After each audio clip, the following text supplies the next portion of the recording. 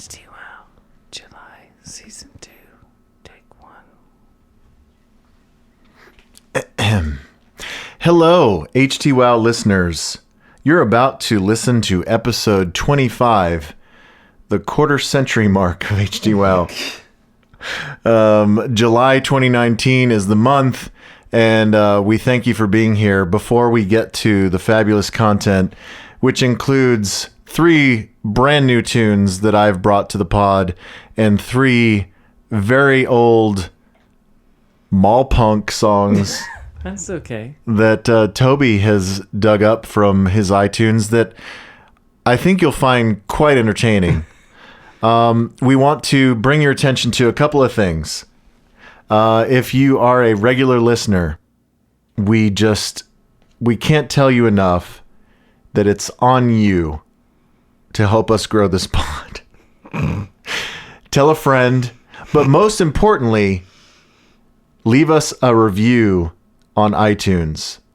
Go to iTunes and search out HTWOW and leave us a review. You can leave us just like a 5-star review, but it'd be even better if you wrote some words, because the more reviews we have, the more that iTunes will take notice of our pod, the higher we will be rated in their algorithm, the more people will find us. So the more you can get yourself and your friends to leave us reviews, the better. Also, again, want to remind you to be a patron if you're not already a patron, because being a patron gets you exclusive access to the HTWOW After Dark, which is just like this podcast, except more drunk and more music and more fun. That doesn't mean you shouldn't listen to the rest of this, but you should become a patron today. Go to oldwaver.com and click on premium, or go to patreon.com and search HTWOW. And there are 3 different tiers. You can choose the merch that you want. You can choose your dollar amount. But at minimum, if you want to just pay $5 a month, you can become a patron and you can get exclusive access to the After Dark. And this month's After Dark promises to be hot, because I have so many new jams that I've been waiting to spring on our listeners, and I'm going to clear the decks. And I'm sure, Toby, you have some mall punk that you haven't gotten around to. No, I'm just gonna. It's grab and tug. We're gonna just do What's it called? Do 2 tiny grabs. Grabs. Do tiny grabs from your vinyl collection. So it's gonna be awesome. We thank you for listening. Please tell a friend about HT.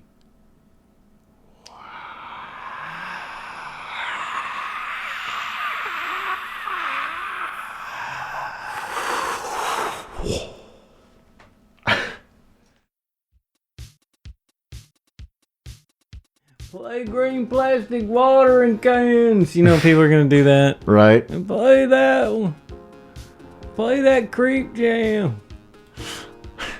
Play that creep jam.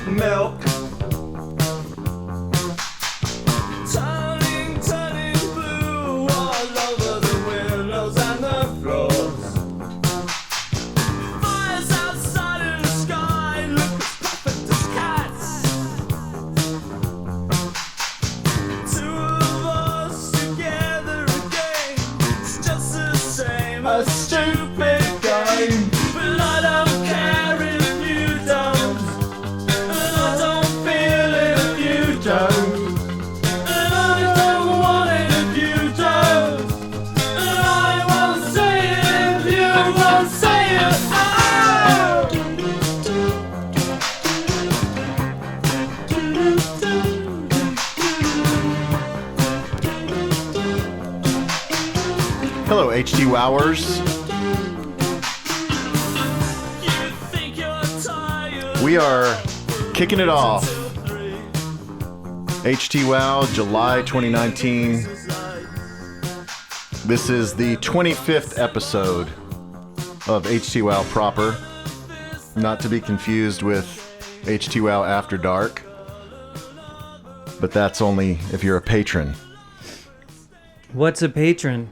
Thank you for asking that, Toby. A patron is someone who likes this podcast so much that they give us money. Sweet. And in exchange for money, they get an exclusive subscription-only podcast known as HTWOW After Dark, which is the drunken after party of this podcast. Mm-hmm. And they also get sweet merch. So you can go to oldwaver.com and find out how to become a patron by clicking on the premium link. Or if you're familiar with patreon.com, go there and just search HTWOW. And yes, that is Toby.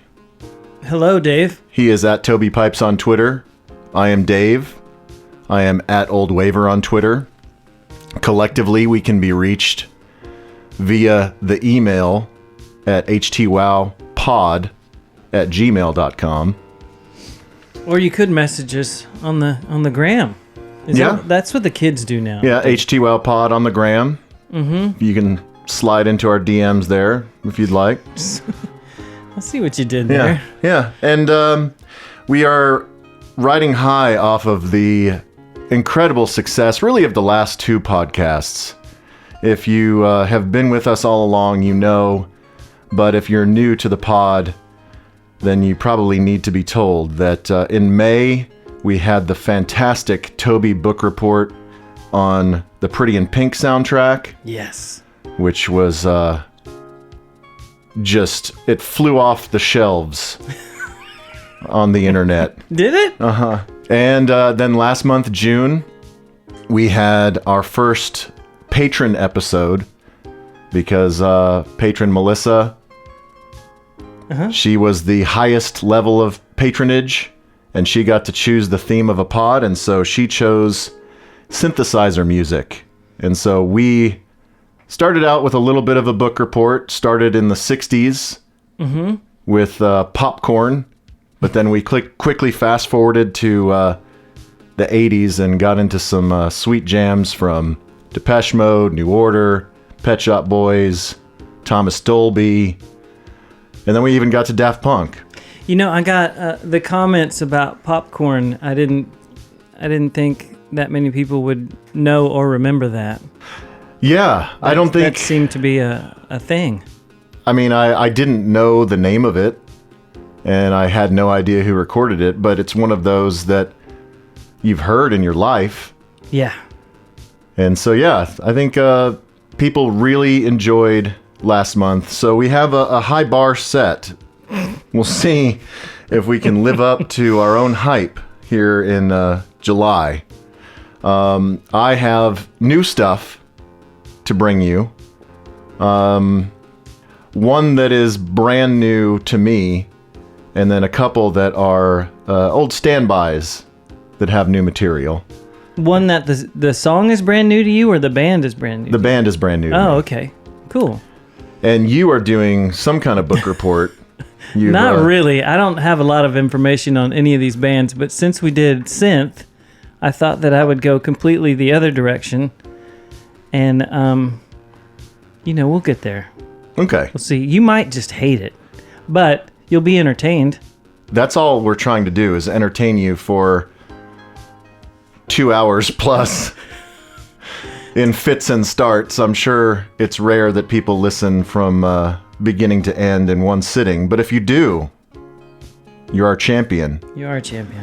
But much like our friend Matt at Goodfriend Package, he listens as he can when he's doing the dishes or going for a walk, and it may take him maybe 2, 3, 4 goes to get all the way through, but he listens to every second.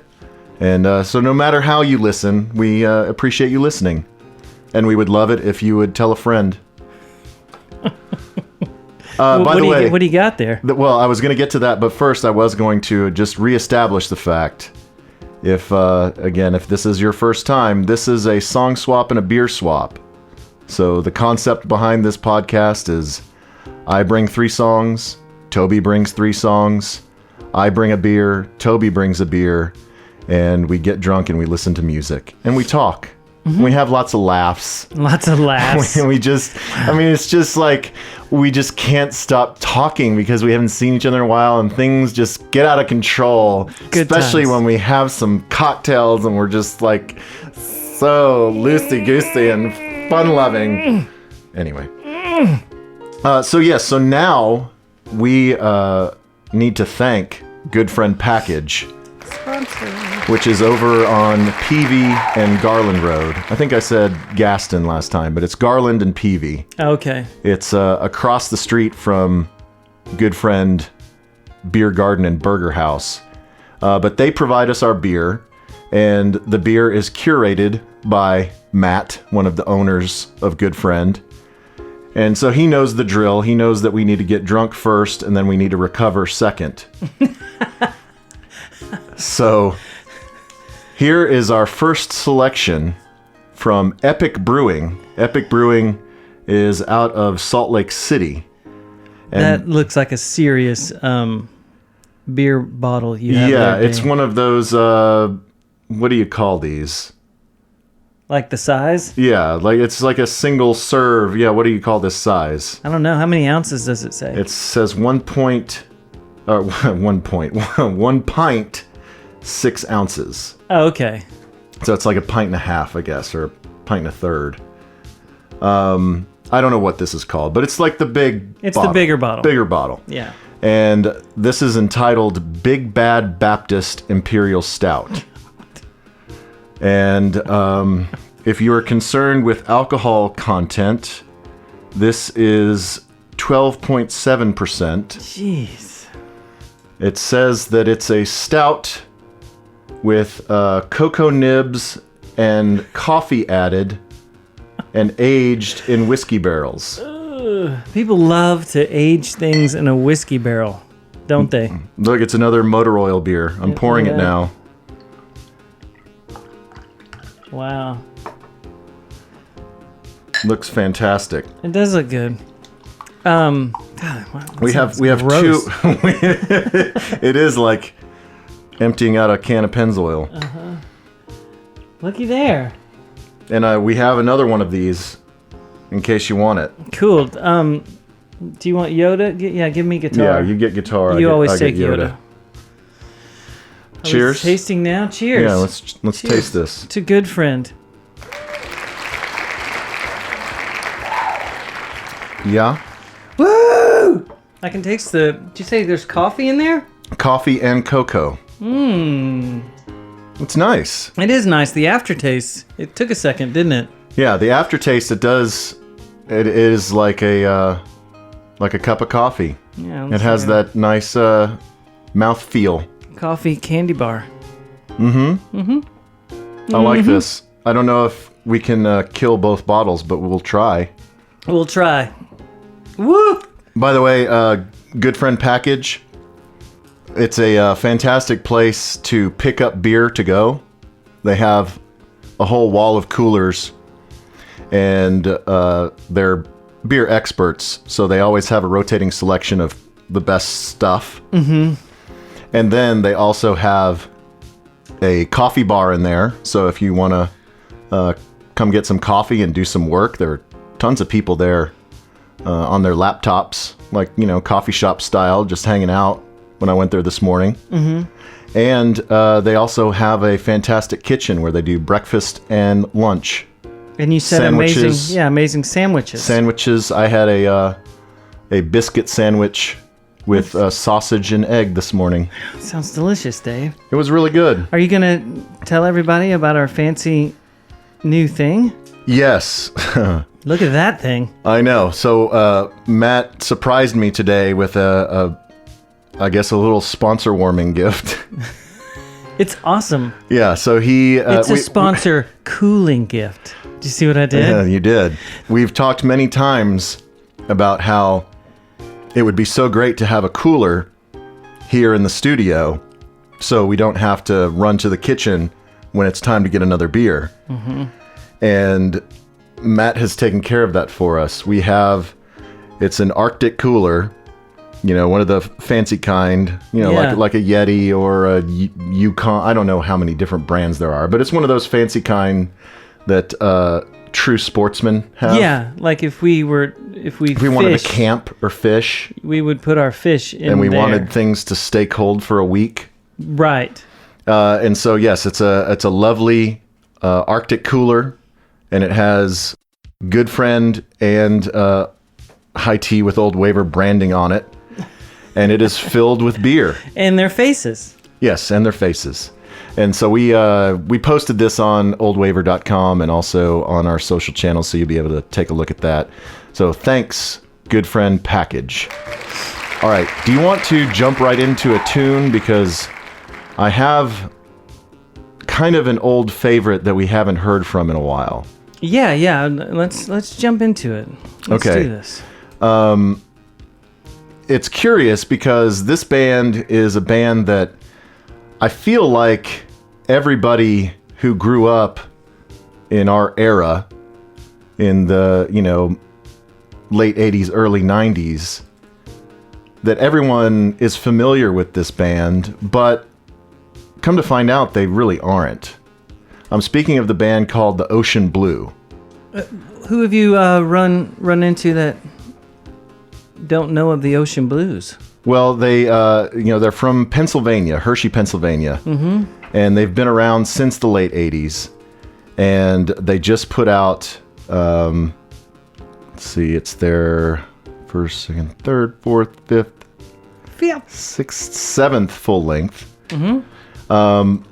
And so our friend Dale is like president of the Ocean Blue fan club. Yeah, he loves some Ocean Blue. I did too. I used to love Ocean Blue. Yeah, I love Ocean Blue. The first 3 records are fantastic. But I found out as Dale and I were having beverages with our buddy Craig, who's not Craig Miller, but our buddy Craig, who is also anal retentive. Other Craig. And he had never listened to the Ocean Blue at all. You're Craig? Yes. That doesn't make sense. I know, it doesn't make sense at all. So, immediately we inundated him, like, listen to this. And he started from the beginning, and he was like, why haven't I listened to this all along? I've been missing out. That's really weird. It How is. can he be such a big Sundays fan I know. and not like Ocean Blue or never heard of them? That's weird. Right. And, they definitely were in that second wave after the Smiths of guitar bands like the Sundays, like Gene. What are some other ones? When did they start up? That first record, the self-titled record, was 89. See, I thought it was even earlier than that. Okay, 89. Yeah. And so 91 was Cerulean, which is, I think, their best. And then 93 was Beneath the Rhythm and Sound. And those 3 are all terrific. Yeah. But they really have recaptured that sound that made them, that sound that kind of took all those English influences and repackaged them in kind of an American style. They've gone back to that, but it sounds current. It's kind of best of both worlds, I think. So the album is entitled Kings and Queens, Knaves and Thieves. It's a little overwrought, but they tend to be overwrought. Yeah. And did he have braces when they first came? Did he? I feel like that first video, he was young enough to have braces. Maybe he did. But they look so young in that first one. Have they're back on tour. Did you just say that? No, I didn't. But yes, they are on tour. They're not coming to Texas as far as I know. Have you ever seen them? Yes. I saw them on the Beneath the Rhythm and Sound tour. I saw them in Austin at Antone's, I think. And then on the next record, See the Ocean Blue, I think you were at this show because Dale and I talked about it. They played at the old Galaxy Club in Deep Ellum. Yeah, I was at that. And that was great. It was great. It wasn't well attended. Yeah, but it was after, they had all their bigger records, and they were just kind of coming back through for the hell of it, right? It was almost like a reunion kind of thing. wasn't it? Well, they had that fourth record, See the Ocean Blue, so they were touring behind that. Oh, okay. But I thought they were just playing for the hell of it. No, but they did have... That was the first record that they had added Ed Ronnie, who took over for Steve Lau. Steve Lau was the guy who always played the saxophone in those first couple records. Uh-huh. And he would play sax and he would play keyboards. Right. And so Ed Ronnie took his place, and so he would play keyboards and guitar. And so their sound changed a little bit at that point. But yeah, you mentioned the singer, David Shelzel. Yeah. And he's got a very distinctive voice, and a little bit nasally, and a little fey, kind of. He's not putting on an English accent, but you can tell that he loves English music. There was some rumor that he lived on a farm, or a couple of them lived on a farm and worked on Volvos. Is that a rumor? I think it's a real thing, like it actually happened. Okay. I think it was Volvos, but he was like a collector. I could be making that up, but it'd be a weird thing to make up. I have no way to fact check you. We'll have to ask them when they come through. Oh, they're not coming through. What's the closest state they're getting to? Did you? I'll look that up while we're playing the tune. But the tune that I wanted to play for you is entitled "All the Way Blue," and man, it's like all of their best stuff all in one. Well, that's in the title, isn't it? Yeah, they like to have titles with blue in the title. I get it. Do you guys do that with Deep Blue Something? Do you have a rivalry with the Ocean Blue? No, I think that they would win. The name of Deep Blue Something is because we had a song called Deep Blue Something. Right. But the song came first. Yeah, song was there first. But is that the only song with blue in the title? I think so. Maybe you should come up with another one. Okay. Let's just knock it out tonight. We'll write it tonight. Okay. It has to be the opposite of All the Way Blue. Yes. Not even close to blue. So let's jam it out. This is the Ocean Blue off of their brand new record, and it is called All the Way Blue on HTWOW.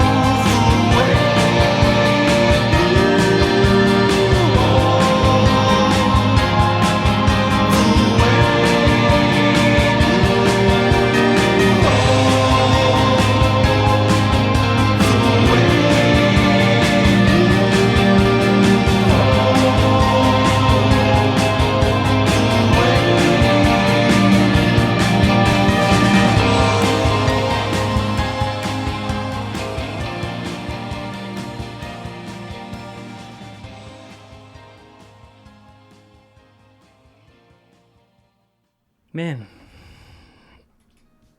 you were right. They brought it back, didn't they? Yeah, they hit all the notes. That is that's some classic Ocean Blue right there. Yeah, the whole record is really good. It was hard to pick one, but I felt like that was maybe the most upbeat and fun jam to start the show. You can pick that voice out from a mile away, right? Right. I mean, that is him. So as far as their tour goes, they're kicking it off in late July. Minneapolis, Phoenix, Philly, Norfolk, Virginia. Then for some reason they maybe this is for Lollapalooza. Isn't there a Lollapalooza in Peru? I don't know. They have 2 dates in Peru in September. Wow. And then they come back to the States in October. DC, Vienna, Virginia, Detroit, Chicago, Los Angeles, Salt Lake City. So I guess okay, so Phoenix is like the closest they're going to be. So they're kicking it East Coast and then just hitting like 3 dates. Yeah. After Chicago, they wrap the west side up. Yeah, I'm sure they all have families and stuff, so they're probably not going to do a world tour. They have Volvos to take care of. They do. Now, I don't know if you remember this, that they were all still teenagers when they signed a 3-album deal with Sire Records in 1988. Yeah. Because they were discovered or a favorite of Sire founder Seymour Stein. And then their self-titled debut was produced with John Porter, who recorded all the Smith stuff, or a lot of the Smith stuff. That's right. You know, I mentioned this a lot, Dave, but I have worked with John Porter. I know. Get him on the pod, bro. I like to mention it a lot. Prove you know him. So that's good, right? That's really good. It's I bet they'll come around. There'll be one of those things that they'll need to play South by, I bet. Yeah, and then they'll make spring, their way down. Yeah, they'll do another thing. Yeah, that's cool. I would love to see them again because, like I said, it's been since '96. It's been however long ago that was. I wonder how they look. Do they have any pics? Well, they've put out a couple of videos for the new record, and they're still fit and handsome. I want him to have that same hair. He doesn't have the bowl cut anymore, but he still looks like himself. Okay. He still has the baby face. Okay, good. That always helps, Dave. It does. Well, good. Rock stars should be young forever. That's right. My songs are going to be a lot different, Dave. Well, that's good. We're here for variety. We're here for discovery. We're here for just good times. Well, should we celebrate music? Should we discuss why we played The Cure at the top, or it has nothing to do with what I'm playing? No, it doesn't. But yes, we should. So, did you ever catch any of the Glastonbury set? Because they were one of the headliners for this year's Glastonbury Festival. Yeah, everyone said that they killed it. That was the Killers brought out Pet Shop Boys and Johnny Marr and right, all kinds of stuff. They had guests. Yeah, and I think that the Enemy or someone, or maybe it was just BBC Six or one of them had a picture of Robert Smith and it says no guests and no gimmicks. Right. And it was just Robert Smith looking awesome up there with tons of smoke and flags and right. You know how Glastonbury looks. It always looks awesome. Did they was any of that live on like BBC America or anything, or streamed anywhere? Because I've seen now like the whole set, you can find it online. Yeah. Well, in England they'll show it. Right. It's like and so I'm sure that there's a way you can maybe tap into that, right? Online, but I don't think it wasn't on like a direct TV thing or anything. I don't think so. I mean, did you hear about anything? No, but like I said, I've seen as of like today, a couple people posted videos of like the whole set.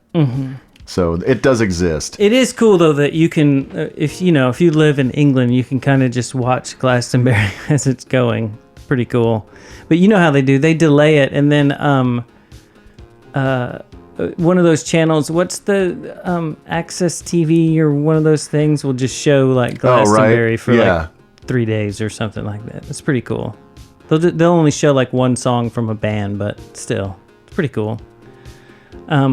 So, I guess because they were no gimmicks, because they did a very guitar-oriented set.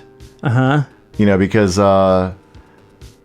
his new right-hand man, Reeves Gabriel, who played with Bowie forever. Right.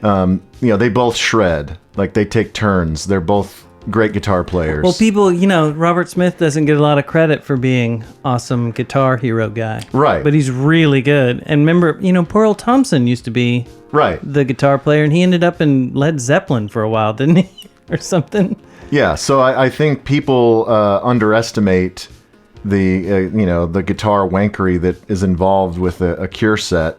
And so they're calling, in the UK, they're calling it the Glastonbury effect, that after the Cure, their set was broadcast across the UK, that web searches for Schecter guitars increased by 55%. His Robert Smith series Schecter is really cool.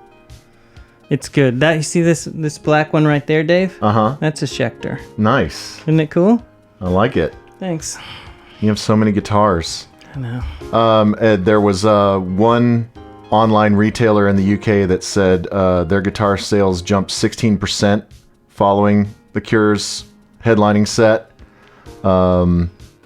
They also saw traffic from visitors aged 18 to 24 up 20%. And so they're attributing the surge in interest in guitar music to Robert Smith. Well, it makes sense. The Cure and Bauhaus and Love and Rockets, same guy, Daniel Ash. Right.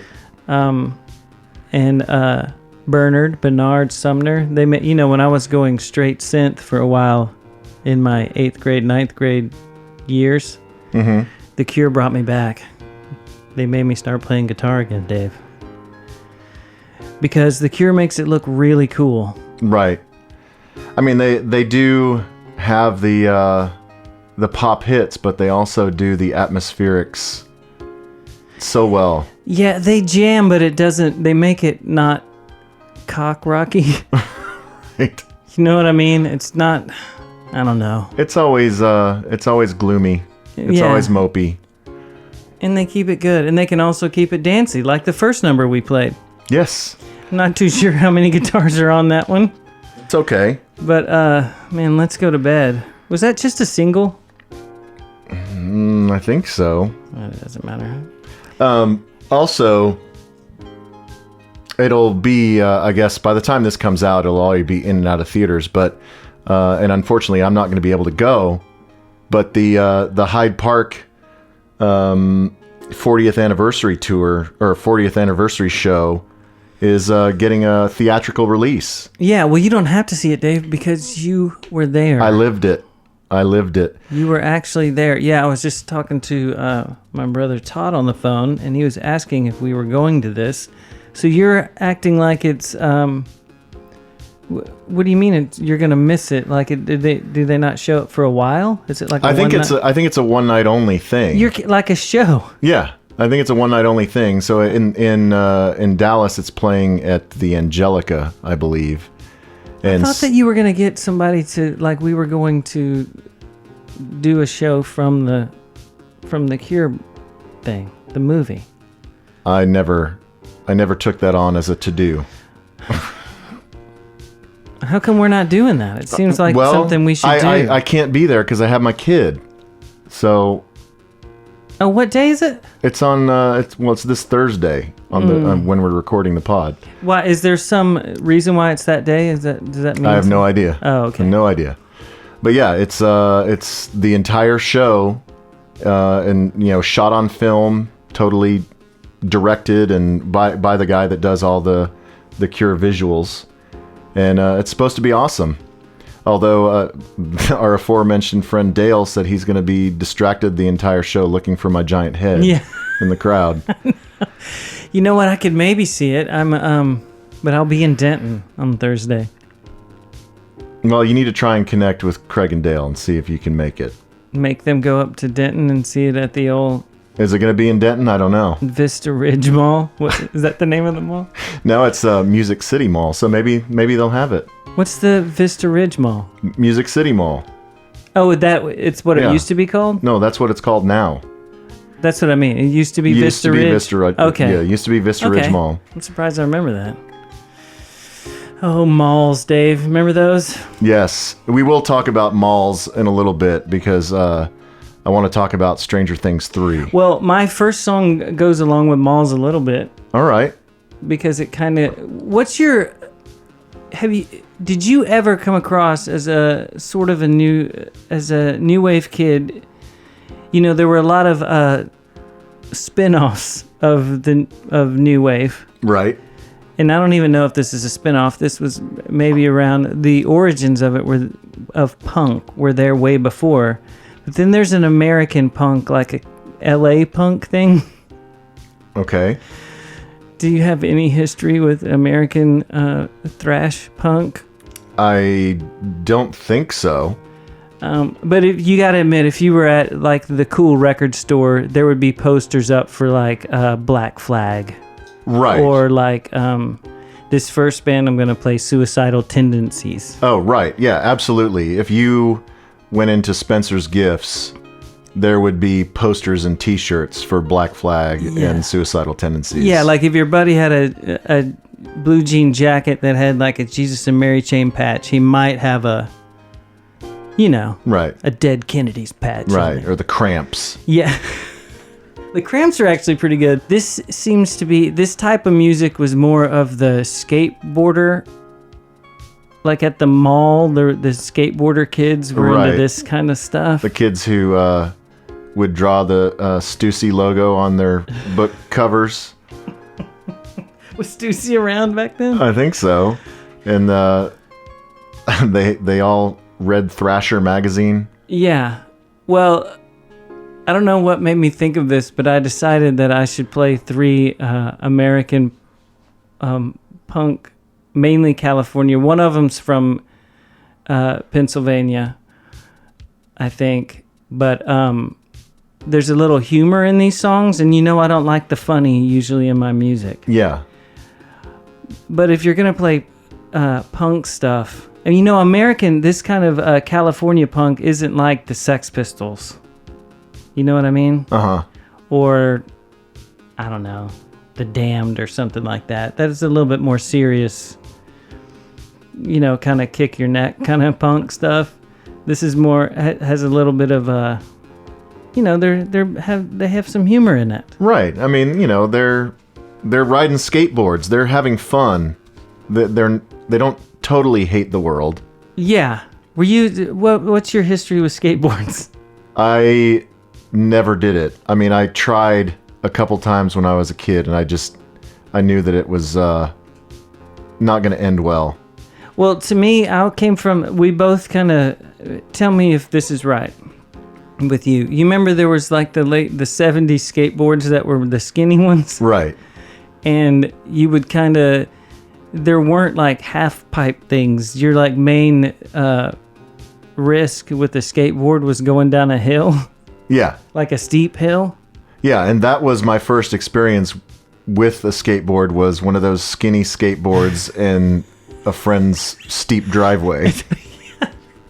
We had 2 hills in Huntsville and Forest Hills, and one of them we called Hamburger Hill. Okay. And the other one we called the Widowmaker. Makes sense. But when you go back and look at them now, you're like, this hill isn't that big. But when you're a kid, you're like, man, this is like, it's gigantic. Because you would think that, you remember how to make it work with the skateboard with the skinny ones. so you wouldn't get the wobble going too quick, is you'd go side to side down the hill. Right, like you're kind of skiing. Yeah, you'd try to go side to side as much as you could until it kind of started to straighten out, and then you would start getting the wobble, and then you knew in your head, like... Do I bail out? Well, you know that there's that point where you can bail out, where your legs, you're not going fast enough where you can run fast enough to stop yourself, but then you know when you've passed that mark, and you jump off and your legs are just flying around you, and you know you're going to just face plant, you're going to eat it. Have you ever done the full-on chest... Not into the concrete? on my bike, but not on a skateboard. Yeah. Well, that was as far as we took it. When I, after, do you think skateboards really took off a lot after, like, Back to the Future? I mean... I guess they were already going. It might, yeah, I think it was even before that, like Fast Times. Where the skateboards got fatter. Right. Yeah, and then they started having all the custom graphics and everything. Yeah, and the same record shops that you would go to all of a sudden started selling skateboards. Right. And did you, in the Houston or Huntsville Mall, did you have Fast Forward? No, but at that same Ear Doctor Records and Tape that I always mention, they started selling those big skateboards, but my parents were like, no. Mine's orange and it's skinny. Right, yeah, those were like, they came all in one, it was like a plastic deck, and the wheels were already attached, and you would just buy it at Sears. Right, and these you bought separate trucks. The skate shops and the music stores, you had to buy the board, and then the trucks, and then the wheels. Did you have a board like that? No. Yeah, I didn't either. I wasn't cool enough. I was a scaredy cat. Yeah, I remember a lot of my friends were really good at that.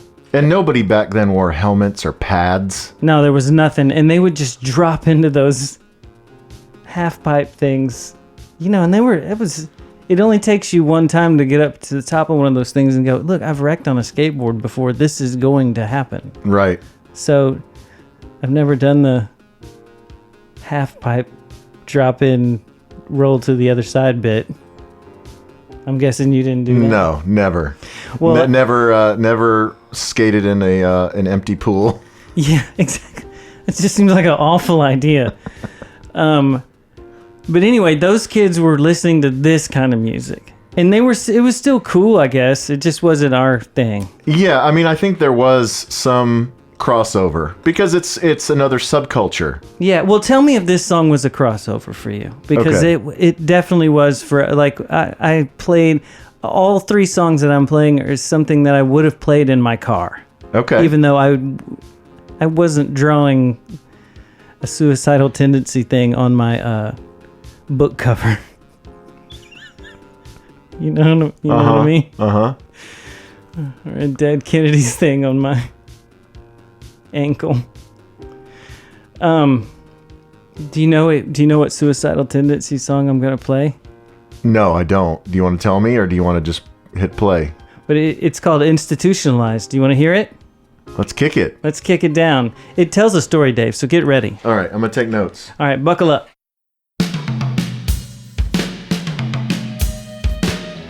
Sometimes I try to do things and it just doesn't work out the way I want it to, and I get real frustrated. And like, I try hard to do it, and I take my time, but it just doesn't work out the way I want it to. It's like I concentrate on real hard, but it just doesn't work out. And everything I do and everything I try, it never turns out. It's like I need time to figure these things out. There's always someone there going, hey Mike, we've been noticing you've been having a lot of problems lately, you need to maybe get away, and like, maybe you should talk about it, you'll feel a lot better. And I go, no, it's okay, I'll figure it out. Just leave me alone, I'll figure it out, I'm just working on myself. They go, well, if you want to talk about it, I'll be here, and you'll probably feel a lot better if you talk about it. So why don't you talk about it? I go, no, I don't want to, I'm okay.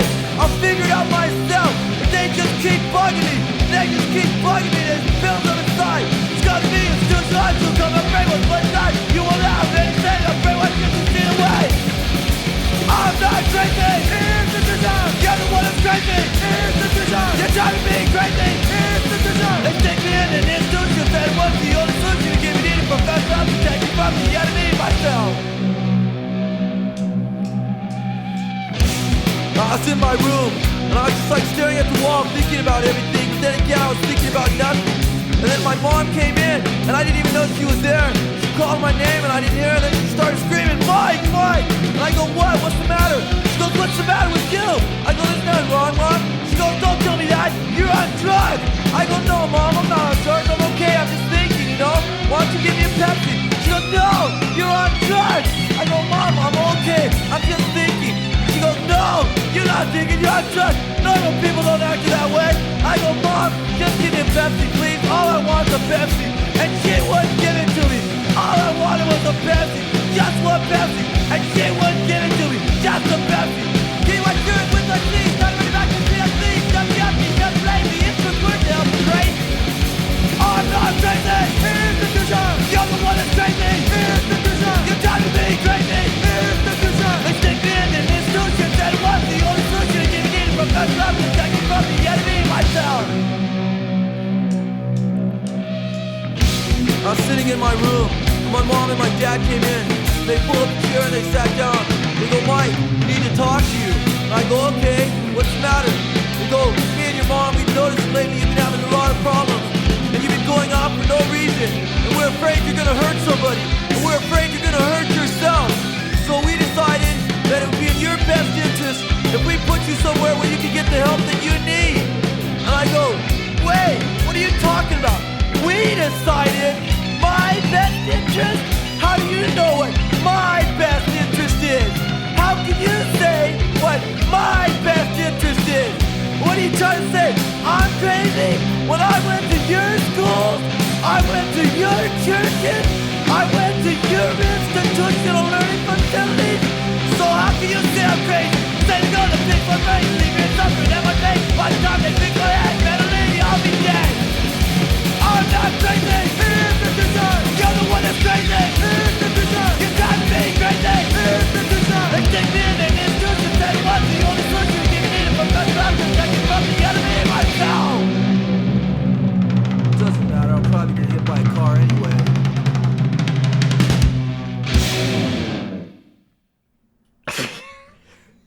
Yeah, I totally remember that song. Yeah. Oh, God. So that's what we're getting into today, Dave. I love it. Is that pretty? That's as far from the synth jams as we could get. Well, you know, there was a brief time, because we've talked before about metal, right? Yeah. Like, your experience with metal is there are a handful of bands that had some crossover appeal to waiver kids.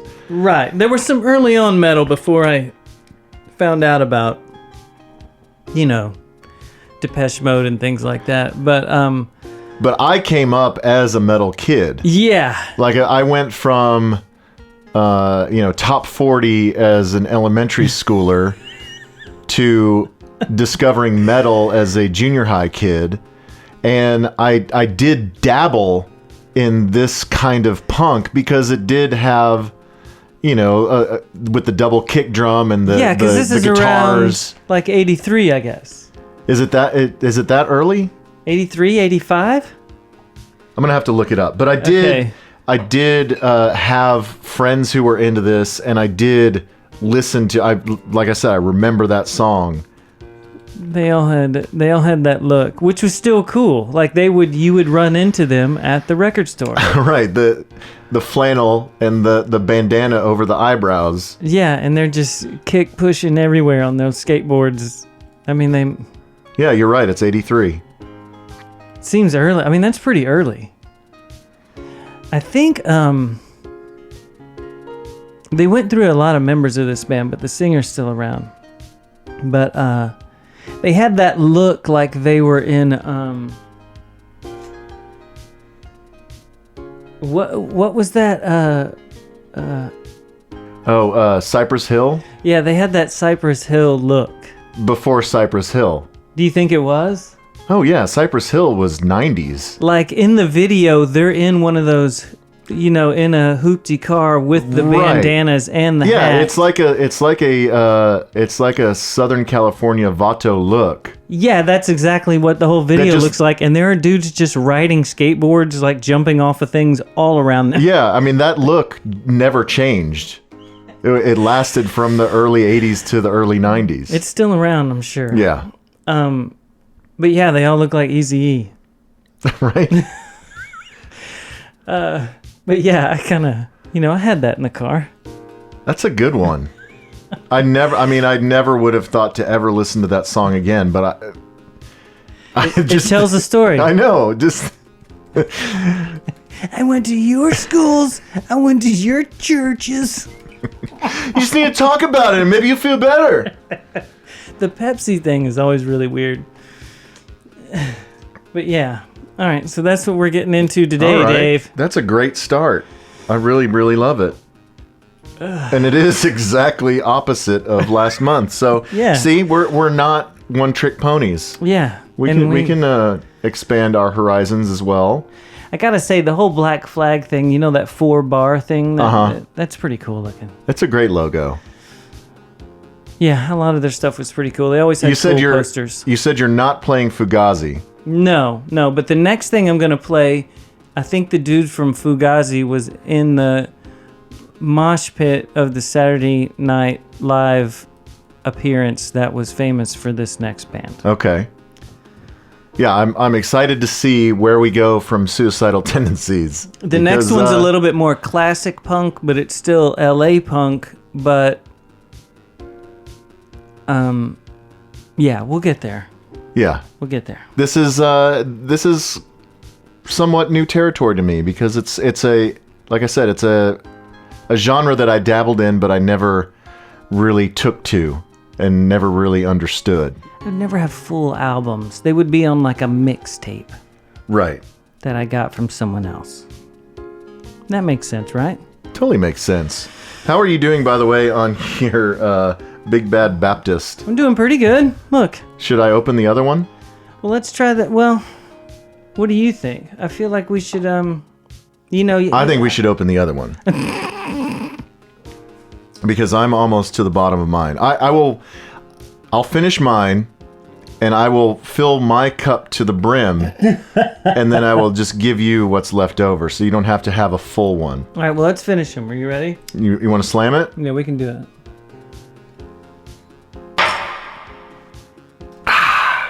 That was a really loud noise you just made, Dan. You didn't quite slam it. It makes you smacky. Sorry about that, if you're listening on headphones. Oh, I'll take that out. I spend most of my editing time taking out us going, which I'll take out all those too. No, leave those in so people know that you took all the other ones out. That before we say anything, there's us going,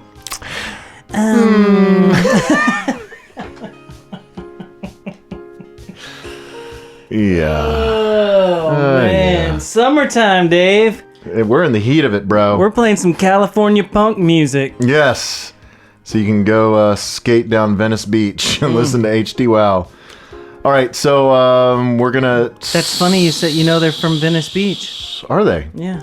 That's awesome. You nailed it. We're going to switch back now to closer to last month. We're going to get into electronica. You excited about this? Yeah, let's cleanse our palate, Dave. Yeah, this is going to be an eclectic one. So everybody get ready. I'm about to punch it down to third gear. We're going to snap into the dashboard a little bit, but it'll be okay. Just at the end of June, this record came out. It is the third solo album by Radiohead singer Thom Yorke.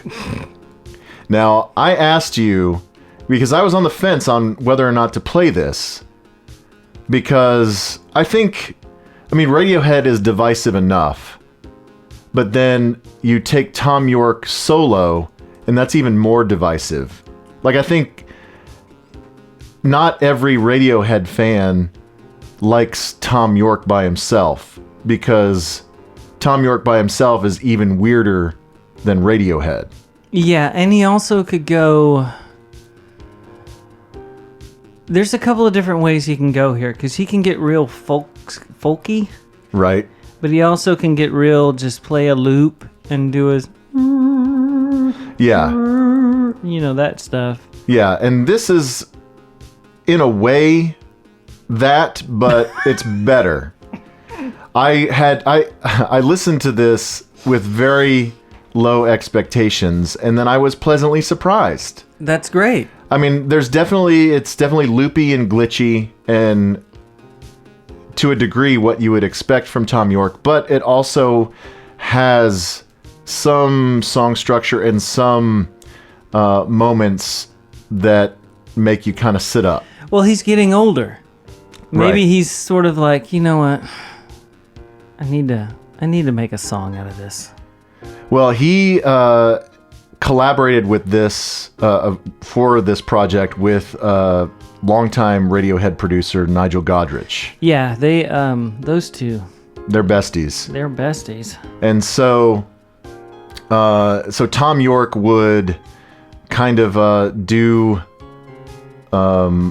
loops and kind of experimental electronic jammy things, and then send it to Nigel, and then Nigel would cut things down. He would edit and put together a track out of all these parts, and then that is what Thom Yorke would write lyrics to. Is there any other country that names their kid Nigel? No, that's totally English. That's just just English. They decided that's our deal, and no one. I mean, maybe Irish. Are there any Irish Nigels? I don't. Or is it think just so. English? Seems like it'd be too hard for them to say. So the album is called Anima, not Enema, Anima, Anima. So it's like animal with the L dropped at the end. I haven't watched it. I probably should have, but I ran out of time before I came down here. There is a Netflix special that was directed by Paul Thomas Anderson, who has done a lot of work with Radiohead over the years. And so I think it's like the first 3 songs of the record. It's like an extended video. So it's on Netflix, and it had a limited Before it came theatrical out? release. Oh, Yes. Okay. So it's not on there now. No, it's on there now. Oh, okay. Like, we can check it out later if you want to. So they had like the making of it, or it's like a video of the whole thing before the record comes It's a out? short film A short film. that basically it's one long music video. It's like 3 songs stitched together. Like Beyonce. Yes. Like Lemonade. If you would have just said Beyonce, I would know what you're talking it's like about. Beyonce, but worse. But not as catchy. Yes. So, like I said, it's not the most bitter pill. Is it 2 days long? This song I think is on the long-ish side. It's maybe 6 or 7 minutes. But there's kind of 2 movements within the song, and it's basically everything that you expect from Thom Yorke with a little bit of Radiohead sprinkled in. Okay. So let's all give it a try. Just have an open mind and see how this sits with you. This is ready. Thom Yorke, and this is a song entitled Twist. It's not a remake of Chubby Checker, but it is on Wouldn't that be HTWOW. I know, it would be so great. And it's on HTWOW. Okay, here we go.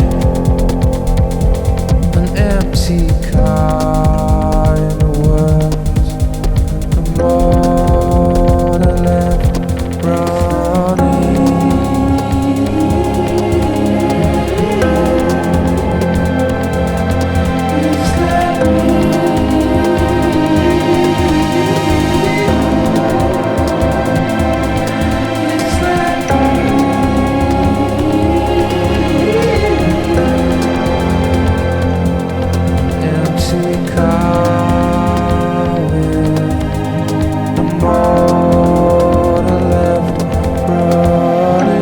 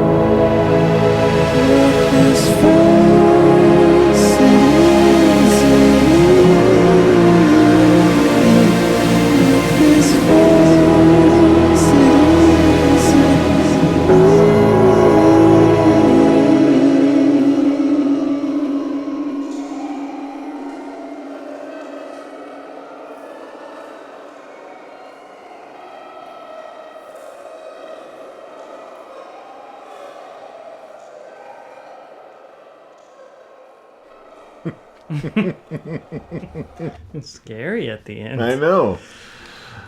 I do like that though. It's he made it pleasant. His voice. He didn't make it as you know how he can get a little whiny. Right. Yeah. He in that one he does the falsetto thing and then he does like his regular singing voice thing, and they're both pleasant. Yeah. It's he. I like that. That you could have that on in the background and it won't like crawl up on you.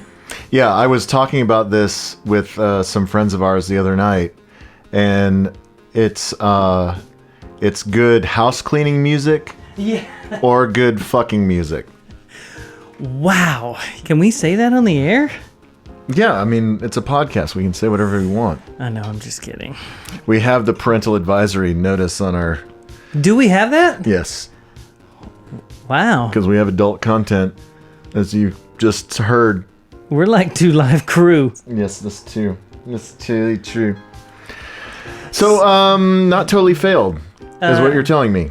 I like that, but I'm hoping it's not all that. You know what I mean? Yeah. It's like if you went to go see him live, you're like, okay, well, you're gonna play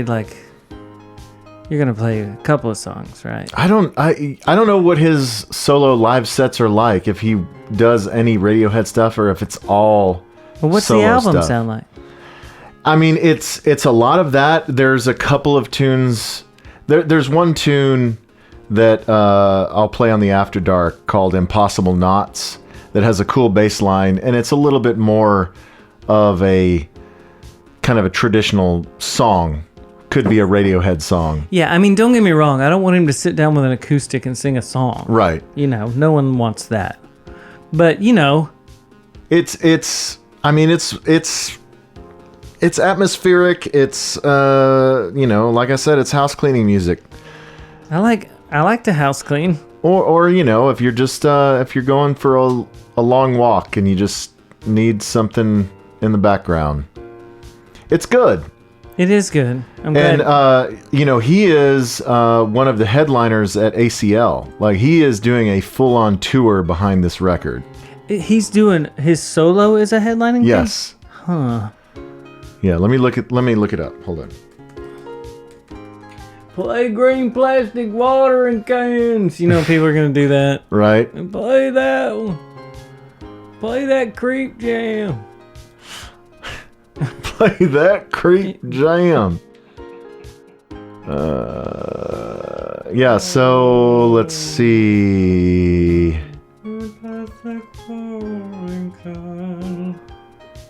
So he is he's second tier. Like he's second billing on Friday night, both weekends. Okay, what's that mean? Like the second to last show, or right? Okay. So it's Friday October 4th and Friday October 11th. So the headliners on Friday are Guns N' Roses, Tame Impala, and the Raconteurs. Uh-huh. And then next line down, Thom Yorke. So he'll probably play at like 7 o'clock You know, that one of the lineup, main stages. that lineup makes sense, though. Yeah, I mean, that's the only night. Well, the Cure play on Saturday. So, you know, I keep on putting off my return to Austin City Limits. I thought maybe this would be the year, but I don't know. Because I went like 5 years in a row, like at the beginning when it first started. Did you just say what time of the year it is? It's October 4th and October 11th. I've played it before, and I remember it being hot. Yes. It's hot. Well, it used to be in September, and then they moved it to October. I think I was during the September times. Yeah, so hopefully it won't be quite so hot. But yeah, Thom Yorke is doing a full-on tour behind this record, and how many solo records he got? 3. So he has First record is called Thom Yorke, All About Me. Second record is Believe in Myself. So his first solo record was The Eraser in 2006. Yeah.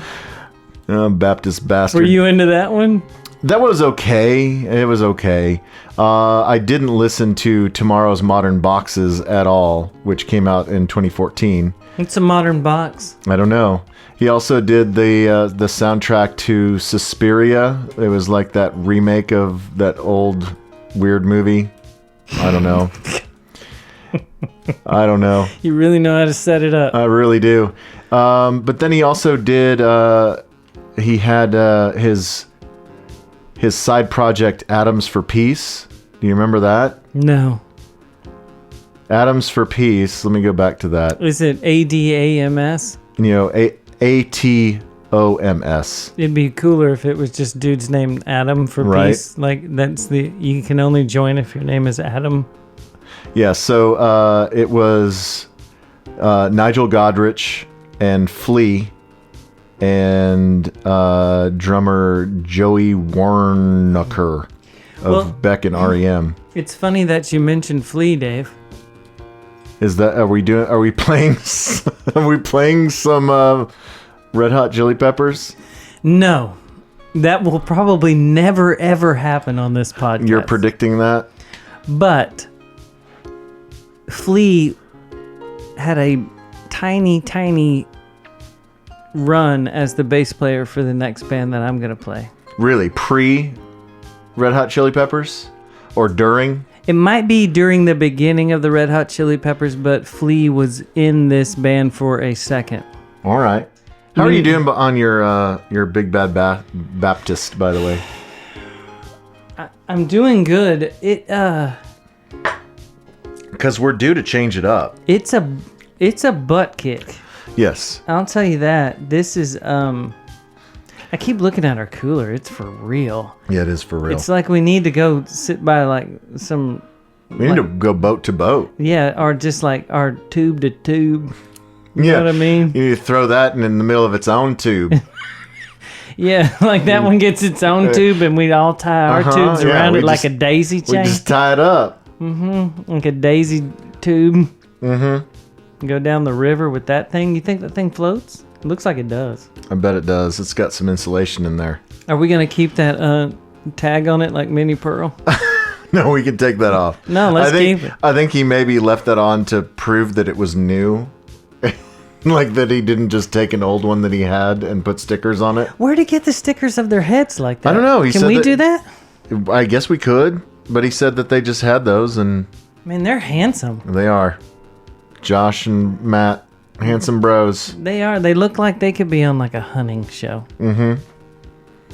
All right, so we feel good about Thom Yorke. The Thom Yorke thing was way better. I thought that was going to be a snore, Dave. And you turned me around on that. That's all right, good. And I will play. I'll play another tune. I'll probably play the Impossible Knots on the After Dark. Good. All right. Before I start on this next band, I need to make a disclaimer that we're not necessarily. When you see the album cover for this next song, we're not necessarily for everything that they're all about. Oh, so when this is on the cover of our website? Yeah, it might look a little weird when it comes up as a song called by the band Fear. Uh-huh. And the song is called More Beer. Okay. But I thought it kind of went with the podcast. Sure. Especially because there's a movie called The Decline of Western Civilization. Uh-huh. You ever heard of that? Yeah. It's like a punk thing. Yeah. Skateboarder movie. Right. Like if you were ever at your buddy's house that was skateboarder dude, they had this going nonstop. Remember this was on but it would be like on some terrible VHS that they recorded over 100 times, so it was terrible quality. Right. But they're on there saying things to the crowd to make them jump up on stage to fight them. You know, so like they're the whole aggro. spitting thing and the whole... These guys were, I think they started around like 77. Like they're older. Okay. So they're a little bit more real punk, but More Beer is funny. Like the reason why I liked it as a kid and we used to play it all the time is at the beginning there's a dude, and this really makes sense with our new gift. Mm-hmm. Is there's a guy kind of like he's kind of shoving his arm into a giant cooler, and there's another guy that's drunk going, "There's some cold ones at the bottom." And for some reason, when we were kids, we thought that was really funny. And there's a weird turn in the middle. Like it's punk band, and then it goes like... it's like Paul Stanley from Kiss comes in and starts singing in the middle. He starts crooning, like Yeah. just going for it. It's not Paul Stanley, but you'll see what I'm talking about. But this band... they had a very... You know, Saturday Night Live band performances, there's always these, you know, like mega performances, right? Right. And things that they even have to cut off during the performance and fade to black and go to commercial because they've done something that it's live. Uh-huh. And Fear, John Belushi was a huge Fear fan. Okay, so this is definitely in the 70s. Late 70s when I think they went on, it might have been 1980 when they went on Saturday Night Live, but he agreed to even be in the show if they would let them do the slam dancing, because slam dancing and stuff like that it's a brand new thing. And so I think the guy from Fugazi and a bunch of other people are in the slam dancing thing that they're showing on TV. Okay. But that's not the song that I'm playing. I'm playing More Beer.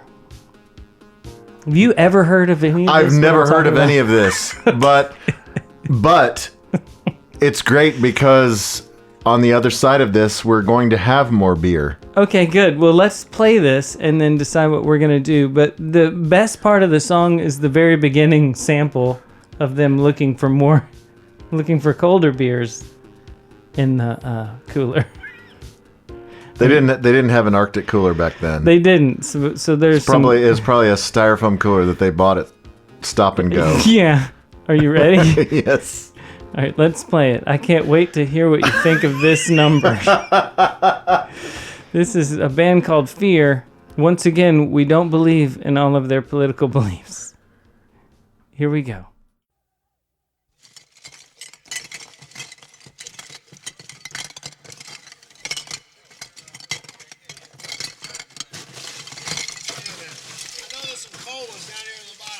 There's some cold ones way down here in the bottom. There we go.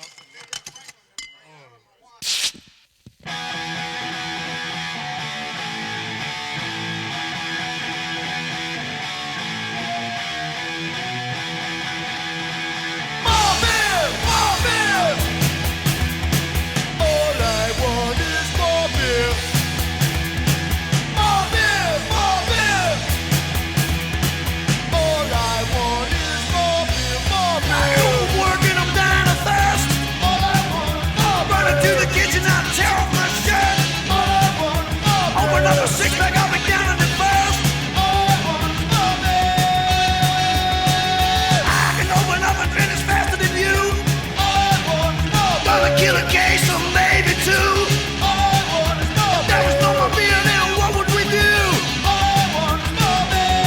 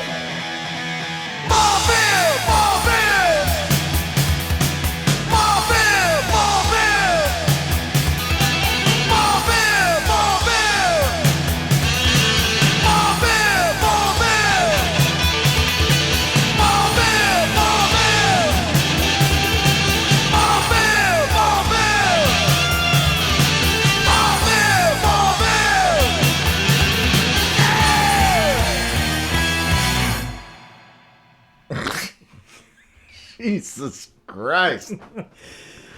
See, there's a little bit of humor in there. Now I know why you mentioned that the artwork might be problematic. Are you looking at it right now? I looked it up, and I mean it's stylized, you know, like the Fear logo. It's F's instead of S's, but they start on the decline you could see the Nazi symbolism in there if you wanted to. Yeah, I think that they like to say that they're against that, and that was a joke. Right. But when you look at the decline of civilization, the start when they're picking the fights, they start by saying things like, looks like there are a bunch of homos out there. You guys like homo, you know, and they're really kind of baiting everyone to jump up there and fight them. Well, and you can't tell so are they doing this on purpose so people will... They're trolling the audience. Yeah, but you really can't tell. But the guy, he likes to over-exaggerate a lot of stuff. Like when they went on the Saturday Night Live performance during the slam dancing thing, it was a Halloween show, and they tore up a bunch of pumpkins and ruined like a piano and a bunch of cameras, and that's why they had to cut them off short. Right. And fade to black. And he told some paper that they did about $500,000 worth of damage. To the studio? Yeah, and the Saturday Night Live said, no, they did a bunch of damage, but it was only like $20,000 worth of damage. But it wasn't like... But you got to embellish it. Yeah. When you're the band. And they said when they like recorded this album, the More Beer album, he said it took them 2 days. And then the producer came out later on and went, no, that was a year-long thing. I don't know why he said it. So I'm thinking that he just likes to say a bunch of stuff. I'm not too sure. Well, a lot of punk is shock value. Yeah, it is shock value, and you need to. And he says even in the, I think he admits lying about the Saturday Night Live thing, and he goes, "We're professionals.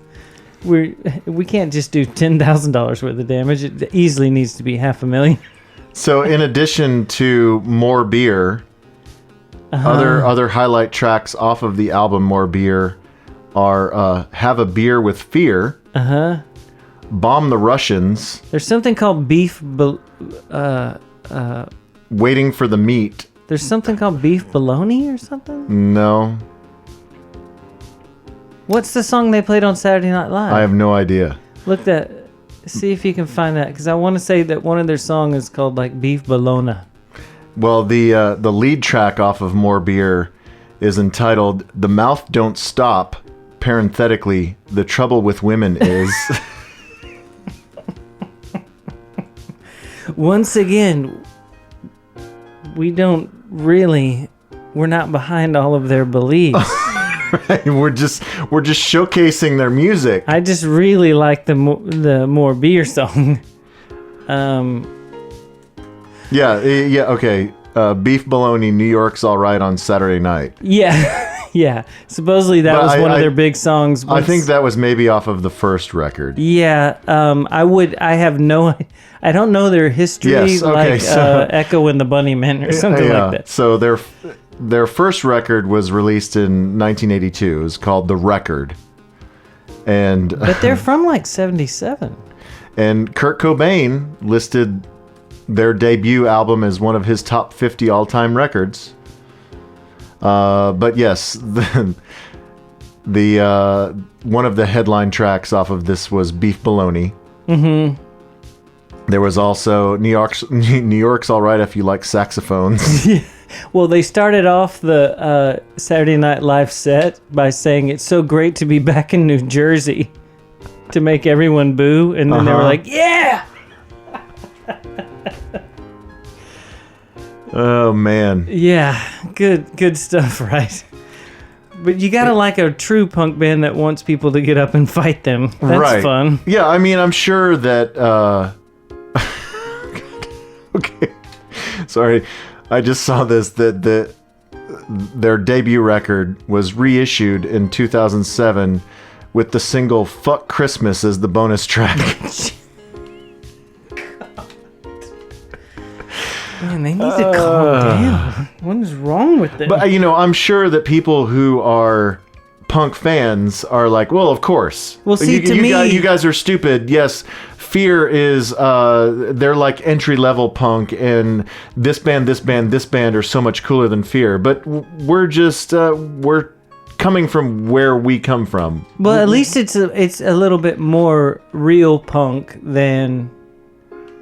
Like, Suicidal Tendencies a little bit seem like they could be from the suburbs. Right. You know what I mean? They seem like good kids.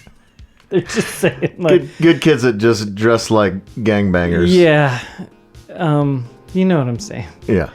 Anyway, we'll get to another one later. That is another favorite of mine. I'm glad that we're doing this jalapeno pack of... What are you doing? You see what I'm doing right now? You're going to our new Arctic cooler.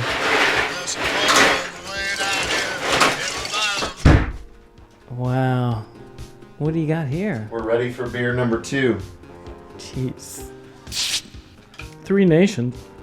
Yes, we've had 3 Nations before. 3 Nations are from Farmer's Branch, I believe. You said that real country. I believe. From Farmer's Branch. Farmer's Branch. But this is our easy drinking. It's still 5.2. Balch Springs. But it's GPA, the above average beer. It's a German pale ale. Are you ready to spring into this one? What are you Sorry, I hit my mic. Are we supposed to do it at the same time? 3, 2, 1.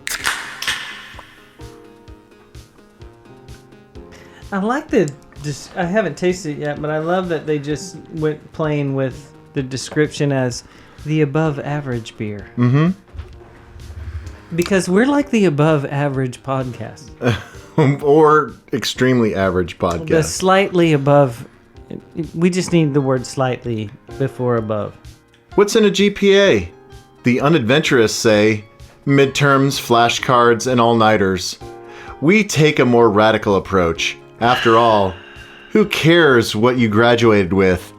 Our GPA consists of a subtle blend of bitterness accompanied by passion fruit, citrus, and tropical fruit, like aromas. Now that you said passion fruit, I like it a little bit more. At first, it tasted like sweat. Go ahead and enjoy this above-average beer because your intelligence can't be refined in the classroom. All right, the taste of it is good, but smell while you're drinking. Does that smell like sweat? It does. It does smell like a gym bag. Yeah, but the taste is better than the smell of the can. Yeah, the taste is good. It is quite refreshing after Big Bad Baptist. Yeah, Big Bad Baptist is bad for you. Yeah, so this is the easy drinking selection by Matt from Goodfriend Package. Chose this one for us. And it's good. I mean, we had like a mango IPA from 3 Nations before that I liked quite a bit, but I've never had the GPA, and this is good. I do like this. It's hard to go from cocoa nubs and coffee to passion fruit and citrus. Mm-hmm. I like this better. I mean, I like the other thing, but I'm more of you can kick off the night with the cocoa nib once. Like, I don't know if I need 2 bottles of it, but... Did you kill your second glass, by the way? Yeah, she's done. I've got one more swig. Look at that sweet guitar on my glass. It's like a, what is that shape? It's What, if you're going to guess, like a go ahead and lightning say it. bolt? It's close. It's a Thunderbird. Thunderbird. The Thunderbird. I mean, if you were going to do a Thunderbird or a Flying V, which do you do? I can't do Flying V. I'm not cool enough to pull off... you know what it is? You want to know the real thing? What? I'm too short to pull off a Flying V, Dave. You need to be bigger? Yeah. It seems like the Flying V would be to scale with your body, though. Well, that I could stand it up next to me and it'd be the same... Right. No. Most guitars, because of Prince, You know how Prince looks cool with Fender guitars, Tellys, and stuff like that? Right. Prince is really short. Or was really short. R.I.P. But you notice how guitars look really cool on him? Mm-hmm. Because guitars look cool on dudes that aren't gigantic. They just do. Most musicians are pretty short. Metal dudes that play flying V's and it looks cool, like, say, somebody from Judas Priest or something. Mm-hmm. Actually, I don't know if they're tall. I have no idea. But they look cool with a flying V. But I can't do that. I can't pull off a flying V. I can't pull off a Thunderbird either. I've gone through all of this, Dave. I can pull off Yeah, some hollow body Gibsons, some Ricks. I'm looking at your extensive collection Fenders. of guitars now, and they are very traditional shapes. All of them. Yeah, and you notice how none of them are gigantic. It just goes with it, Dave. What's this tiny one? Is that a Rickenbacker right there? Yeah, that one almost is too tiny, but John Lennon was a tiny dude. Well, not a tiny dude. Oh, that's a 12-string. Yeah, that's Look at you. Yeah, you want to go to the waiting room of hell, Try and tune that string thing. a 12-string Rickenbacker. It sucks. It sucks. That's Hey. what we used to give to guitar techs, like a brand new guitar tech, to make him think that he had to string that every single show. And I only played it in one song. But we need new strings every show. Every show. You can't risk a broken string. Oh, God. Poor bastards. Thank you once again to Goodfriend Package for providing us delicious beers in a heat-proof I love that thing. delivery system in this Arctic cooler. Dude, those things that's a special gift right It is. there, Dave. It's special. Are they going to give us a special gift every show? I don't know. I mean, you deserve it. Of course we deserve it. I mean... No, not we, you. Oh, I deserve it? Yes, you deserve it. I think I could sit in that. Well, Matt did, here, What are you doing? I'm looking. Matt did point this out. If you open the lid, right here it says, risk of child entrapment. It is possible for children to be trapped inside this cooler and suffocate. Keep cooler out of children's reach when not in use. Yeah. You know, you're not supposed to have those open because of cats, too. A cat will get in Hey, that. look, there's a big Don't take the warning I off. know. I'm gonna put it Oh, back. you're just showing it. I'm showing you. It shows a child trapped in the cooler and a big slash through it. Yeah, don't put that back. We don't need that. No, we totally need it. I think that we know that not to put a child in there, but I can sit my butt in it. I mean, I could easily sit down in that. Cool off your Botox. My Botox? Your buttocks. Oh, my buttocks. Can you put Botox in your buttocks? Yeah, I imagine you could have droopy buttocks with Botox. Do you think people really do that? I don't know. People put implants. They don't put Botox in their buttocks. Do you know anyone that's ever done a Botox? Maybe. Like on their forehead? Maybe. Does it hurt? I don't know. I didn't do it. Why did you say maybe like that? Look at me weird. Because she might not want me to tell you about it. Oh my. Well, I know it's not anyone that you're around now. They're too young and have their whole lives ahead of them. Right. Hey, before we get to my next jam, I wanted to talk to you a bit. We talked about this earlier, that there's a good bit of Stranger Things 3 that is set in a mall, and you have not watched it yet. No, so we can't talk about plot lines, Right. or Well, we don't want to spoil it for anybody anyway. I mean, it came out over the 4th of July holiday, and many people, including myself, binged it and got through it in a flash. You went through the whole thing? It's only 8 episodes, Jeez. but you have not even started it yet. I can't. Joanna's in. She's in Portugal. So we can't even watch the first one tonight. Like you can't watch it and then pretend you didn't see it and then And watch it again with her. You know how that goes? You know what we can do? Why would you want to watch the first one again? Just for fun. Because I ended up having to watch several episodes like 2 and 3 times because my significant other kept on falling asleep. Yeah. Or she would get distracted and I would... Is that a girl thing? I would keep going. Because Joanna, every time she's like, I'm just having trouble sleeping lately, I'm like, turn on the television. Every time we... Right. Every time we You turn pass out anything within 5 on, minutes of the opening credits. you're asleep instantly. What is the deal with that? I don't know. But yes. But I'm with you. I power through. There were several episodes that I watched 2 and 3 times just to catch her up. But it was so good that I didn't mind. Well, I'm not going to make you sit through that again. No, well, but I would love to watch the first episode if you can get permission and if you can stop after one. But if not, it's okay. It's fine. Well, you know, I follow the... do you follow Millie? Millie Brown? Millie Bobby Brown? 11? Yeah. No. You I should. Don't. Is she a good follow on the gram? Or on She the is as the Twitter or the easily gram? as famous on the gram as any Kardashian, Dua Lipa, she is... Well, she's great in this, as always. Well, she's lit on that thing. Okay. I don't know what the deal is, but all of the Stranger kids, Yeah, they're all... because they're kids, They're all mega talented. they know how... Well, the Finn, his band toured...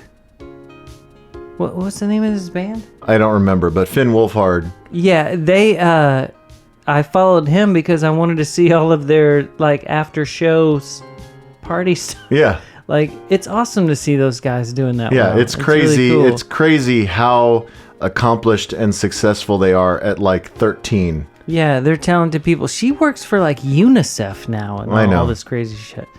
But yeah, you should follow all of the Stranger kids. I will. I'll seek them out tonight. I'll follow them all. It's worth doing just to see how to use Instagram properly. Because we have no idea. Because they're children and they know how to they do it right. They do it, and we kind of, you know how it is. We're Dave. old. We don't know everything. We're old. We're just trying to catch up. The only thing I can do is learn from younger bandmates. Mm-hmm. That kind of like, no, you need to put a moving arrow thing that points to this thing that does this, and then the date pops up. My God, it's so much work. We used to just like the biggest thing a band could own years ago was a staple gun. And you would just go to like... so you could put flyers on phone poles? Yeah, so you would go to busy intersections and put a flyer on a pole. That's all we did. That was our Instagram. And it worked. It was a simpler time. So speaking of a simpler time, as I mentioned, the setting for a good bit of Stranger Things 3 is a mall. It's called Starcourt. Mm-hmm. The mall is called Starcourt? Yeah. And it's the new mall. So Stranger Things 3 is set in 1985. And so all the kids are like 12, 13, whatever. And the mall is so great because the architecture of it. Did they capture it right? The architecture of it, like the columns and like the lights, the planters, the concourse. You mean like by the fountain? Right, yeah, the fountain. All of it was... Do you remember on Weird Science where Robert Downey Jr. Dropped the...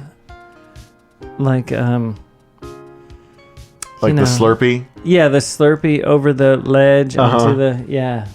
That was so mall. Yeah, it's a small mall. It's a small mall. It's a small mall. Like most malls you had like... You're saying mall weird now. You know how most malls would have... That was right. Small mall. Small mall? Small mall. Most malls would have 3 or 4 anchors, and they would be like in a square or in like kind of a like a triangle, whatever. Yeah, the center, the meeting, that's not the food court, but it's the center of the mall. Yeah. So the mall in Stranger Things is pretty small. It's kind of just one little hub. Like the food court and the main center where the escalators and the fountain are. It's, there's everything spokes off of that. What was your mall? My mall mostly was North Hills Mall. Where's that? North Richland Hills. Okay. Northeast Mall. Is it still there? Yes. Okay. I think so. Northeast Mall was in Hearst. Mm-hmm. But... Was that the one where, like, pipeline stopped? Yes. It still has, like, a JCPenney's. Yeah, so Northeast Mall was pretty scummy even back then. Okay. And so was Irving Mall. So we always went to North Hills Mall because North Hills Mall had a Dillard's and a Foley's. And one of those shops that you were talking about before. Had a sweet food court. What were the ones that had the posters and like Fast Forward or you could touch the ball and your hair would light up? Spencer's Gifts. Spencer's, those are the ones. Spencer. So North Hills Mall was the mall that everybody Spencer's. wanted to go to. Uh-huh. The other malls were sketchy and were updated later. Ours was Greenspoint. Was that in Huntsville? No, the Huntsville Mall came way later on. So how far away was Greenspoint Mall? Greenspoint was in Houston. Like the Woodlands didn't have a mall. Like North Houston? Yeah. It was North Houston about, I would say right when you're getting into Houston. I don't know all the highways and stuff that well. But if you're going 45 right when you're getting into, say, Houston proper, but not downtown, you're not at the Galleria. Right. Like the Galleria to us was the fancy one. And when we got to go there, that was like, because they had an ice skating rink. You know what I mean? That's high class. Yeah, same thing as the Dallas Gallery. You know, right. It's got an ice skate, same exact thing. But Greenspoint was like where we went if you were like in 5th grade and you were school shopping, like to get clothes. Mm-hmm. At well, the Gap. The mall at see if this sounds accurate to you. Okay. The mall in Stranger Things 3, it had a Walden Books, Okay. a Sam Goody, Okay. a Gap, Yeah. a JCPenney, Love that. a Jazzercise. That was in malls? I think that was probably more of like a strip mall thing, but in the context of the show, it's in the mall. Well, what is a jazz? Like you buy clothes? Or No, it's a like a you know, you a go workout place. You go for classes. Okay. Yeah, Jazzercise classes. Remember Nautilus? Yes. They had an Orange Julius, Yeah, that's dead on. a corn dog on a stick. They have a Chick-fil-A. Remember those used to be just in Right? malls? No, but corn dog on a stick is famous for being Manny's place Yeah. of employment when Manny was in high school. Our friend Manny worked at corn dog on a stick. So perfect for him. There was a Zales, Yeah, there's always a Zales. and I'm trying to think of anything. I think those are the main ones that pop out in my mind. Joskies? Justin's. But just everything about this Stranger Things from I know I saw a thing from your brother Todd that he has a problem with the boys' haircuts. Yeah, because they are still a little 70s. Yeah, but it's also 84, 85. And it also depends on where you are. I was thinking, well, they're kind of... Yeah, but waiver haircuts for boys didn't really come into vogue until the late 80s. Well, where were they from? It's in Hawkins, Indiana. That's what I'm saying. In Indiana, in Houston and Dallas, those cuts were a lot earlier on. Right. The boys still had the bowl cuts and the butt cuts. That was easily happening 85. Right. 84, 85 for us. But in Indiana... Yeah, so Probably not. So right? the girls, they're starting to have the bangs and they're starting to have the scrunchies and stuff like that. Yeah. But the boys still have the leftover 70s haircuts. Yeah, I remember in junior high even I was really trying to pull off Duran Duran stuff. Like make the sides shorter and puff up the top. Uh-huh. And girls were really doing already in junior high the big hair. And so that's like 84. Yeah. But in small town Indiana, that doesn't happen till 87, right? Yeah, I mean they just got them all. So they don't know. Well, and there's a point where 11 is looking at like a teen magazine and the heartthrob is Ralph Macchio from Karate Kid. And he was like 47 during that time. And he's got the butt cut. He doesn't have any kind of Flock of Seagulls Duran Duran hair. Yeah. So dudes were way behind in fashion in the 80s. I do remember, you think about the 70s jeans and stuff went a lot more into the 80s than people think. Well, just like the 80s went way into the 90s more than people think. If you look back... Right. If you look back, especially if you go on YouTube or something, and you look at like a Cowboys game from 1992, Mike. or like a Lakers game from 1991, whatever. Uh-huh. If you look at the people in the crowd, you're like, this is 92. It looks like 1985. Yeah. The trends were way behind what we think they were. Yeah, I wasn't doing a tight roll on my jeans until 85. I didn't do a tight roll on my jeans until 89. So that's how far behind I was. Oh man, believe me, you got a lot of looks. You got a lot of teasing because of stuff like that, Dave. But It's okay. The mall is probably the MVP of Stranger Things 3. Well, I'm glad they did that because that was a hangout in Yes, the 80s. they captured that perfectly. Did you hang out at those malls that you were mentioning? Yes. Like, what would you do? Did you go to was there a game court? Like a game? Yeah, there'd be an arcade. You would go to the arcade. You would go walk through like Dillard's or Foley's and goof off and Look for chicks. You would go to the food court. Did you ever get a girl's number at the mall? I doubt it. Seriously doubt it. You never got a girl's number at the mall? I never got a girl's number, period. Well, that's a lie.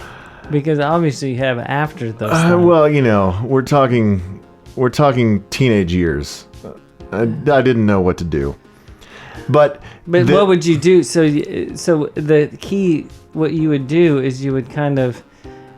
Y'all would follow each other. The group of girl and the group of dudes would kind of follow each other around the mall and then eventually end up talking to each other. Remember eventually you'd meet at the food court. Yeah, or somewhere. Yeah. You'd force a conversation. Yeah, somebody would be brave and go up and talk to one of them. You always had that dude in the group, right? Yeah. Were you that dude? No, I was not that dude. Who was the dude? I didn't have that. I didn't know that dude. Oh, I really wanted you to have a name like Steve. The other thing about Stranger Things 3 is, the first 2 seasons, the soundtrack was such a key player. Right.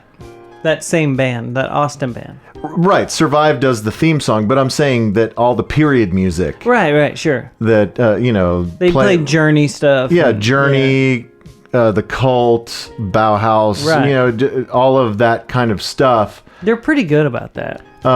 This season is definitely more about the hits, the top 40. They breaking down some Huey Lewis? No Huey Lewis, but it definitely is, more of the radio hits of the day and not so much the kid's older brother who's into goth music. You know what I mean? Right. And there's no Huey Lewis? No, not Is that I there remember. any Genesis? There's no, I don't think Genesis either. But there is a prominent role for Back to the Future. So they reference Back to the Future. It's so good. I can't wait for you to watch it. I can't wait to talk to you about it. All right, let's get to my last tune as we are drinking GPA and reminiscing about malls. The last tune that I'm going to play is a band that's new to me, but I think will be comfortably familiar to us because they really are trying to be Depeche Mode at this point in their career. Okay.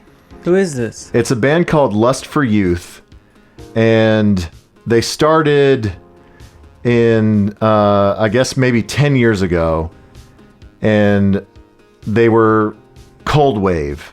They were very minimalist synth music. Is Cold Wave a thing? Yes, cold wave is a thing. So it's very... I like that. It's just it's very minimal, very dark, very lo-fi. Okay. And so as they went along, they kind of became maybe more and more adept in the studio, maybe more interested in commercial success. And so this is their, I believe, their 6th full-length record. It just came out, and it's self-titled. It's Lust for Youth. And so they're from... How'd you come across this? So on my Apple Music, every Friday, there's new music. And so I always go to the alternative and indie genres and go through and see what came out. Those are the two that I look at, and I think this was maybe in both. I'm not even sure. But it's a duo. They're from Sweden. Sweden. And so the main dude is Hannes Norvid. Don't even know if I'm pronouncing that right. Sounds dead on. And the other dude in the band is Maltha Fisher. Yeah, that sounds right. So they have, over the course of the last 3 records, been taking steps towards commercial electronic music, and this most recent record is a full-on homage to Depeche Mode. So when they play shows, like this band's a big band over there. I don't know. If they've had that many records. I guess. I have no idea. You searched this thing and they came up right away, so it's like... Yeah, but I know next to nothing about this band, and there's really not that much about them because they are so niche. But I think that this record is worth playing because I think it's really good, and I think that they are to be reckoned with. See, these are my favorite things you do, Dave. Is when you find some weird Swedish band that it's on their, 6th record? 6th record. And we're supposed to know who this is. And I went back and like their first 3 records, unlistenable. I don't even want to listen to those. Good. The 2 previous records, they're getting there. They've looped me in on a few tunes, but this one, a lot of our favorite bands have gone through that same. Yeah, they've got to find their voice, but no, I think that this is, it's either the last gasp of a band that's about to break up. How old are they? What are you saying? I'm just saying they're probably approaching 30, and maybe this is the. You don't even know how to work your equipment until you're 30. I'm just saying that maybe this is. They're saying to themselves, if this doesn't work, then we'll just quit. Then we're gonna Sundays it. We're gonna have children and call it a day. I don't know, or maybe this is the song that launches them into more commercial success. I hope it's the latter, because I really do like this record all the way through. They get compared to Depeche Mode, obviously. There's also some songs that feature a female vocalist, and so they kind of get lumped in with like M83. But I think it's great. And what's the name of the band? One more time. the band is called Lust for Youth. Okay, good. It's a self-titled record, and the song that I'm going to play is called Insignificant. And I encourage you, if you are listening at home, and maybe it doesn't suck you in within like the first 90 seconds or whatever, just know that it takes a while to get to the chorus, and the chorus is great. The last like third of the track is a total build and release. Okay, good. Like they go for it at the end. All right, it's an epic, like this is a stadium jam for a band that has yet to play stadiums, if that makes sense. All right, let's play it. All right, so let's play Insignificant by Lust for Youth on HT and WOW.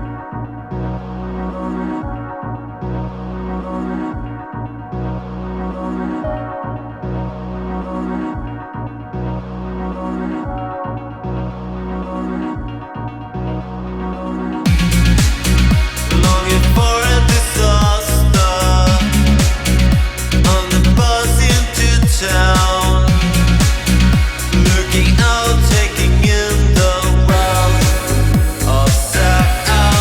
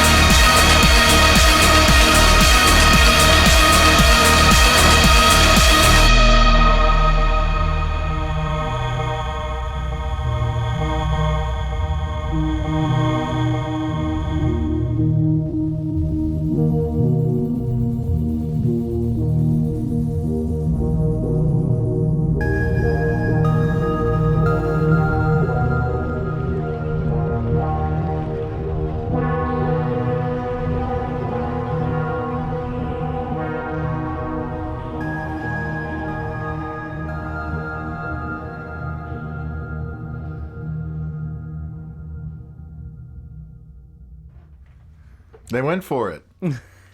I like that they did, like for a keyboard band, they did like a shoegazy ending. Right. Like they went for the jam at the end. I remember That's weird. I remember in last month's pod, or maybe it was in the After Dark, or maybe it was even... No, I think it was in the May pod when we were... Maypod sounds weird. Maypod. It was the May After Dark when I played the Ride single from Nowhere from their first record, Vapor Trail. And we were talking about how it was the last track on the record and they played it out. Yeah. Like there was no fade. They don't let people do that as much these days. But these kids, Lust for Youth, they stretched that out and they made it a whole other song after the song was already over. It's hard to do with a synth jam to jam it out. That's good. But they did it. You dig that? It really started off beachy.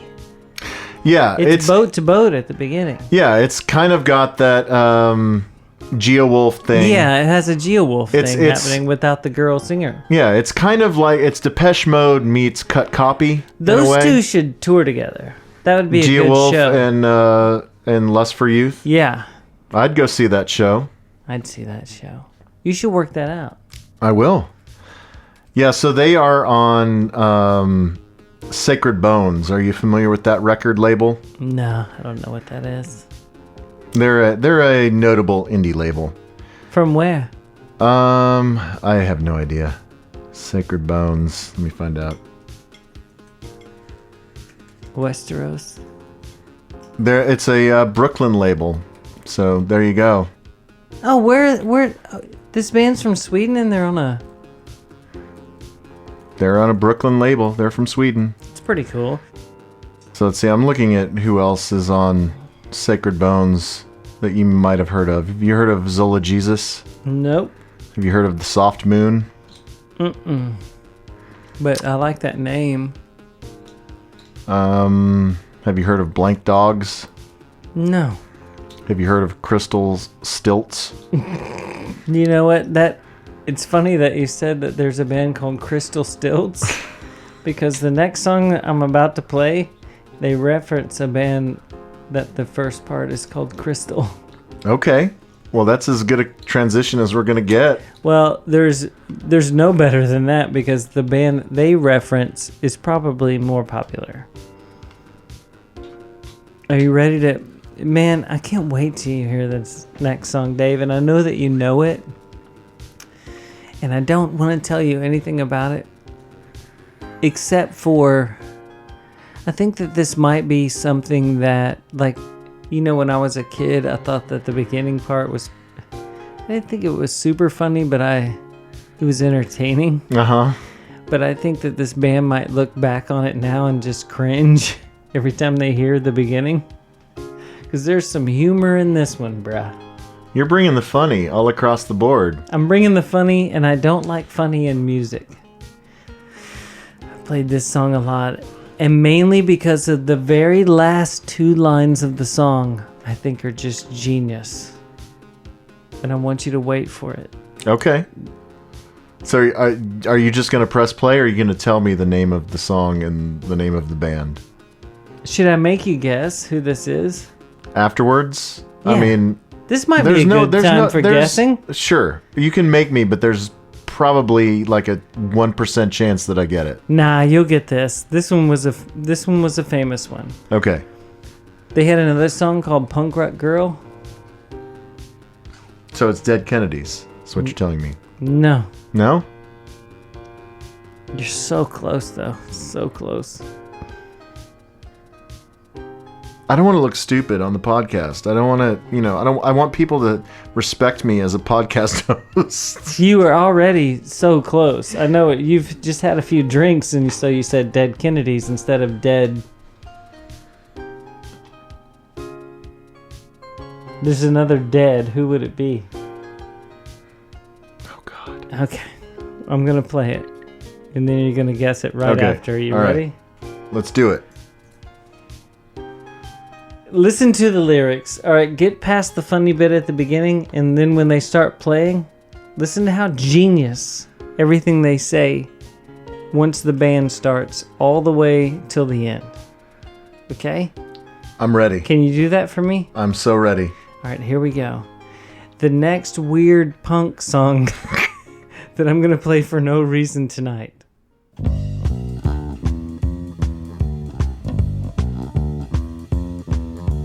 Hey Jack, what's happening? I don't know. Well, rumor around town says you might be thinking about going down to the shore. Yeah, I think I'm gonna go down to the shore. What are you gonna do down there?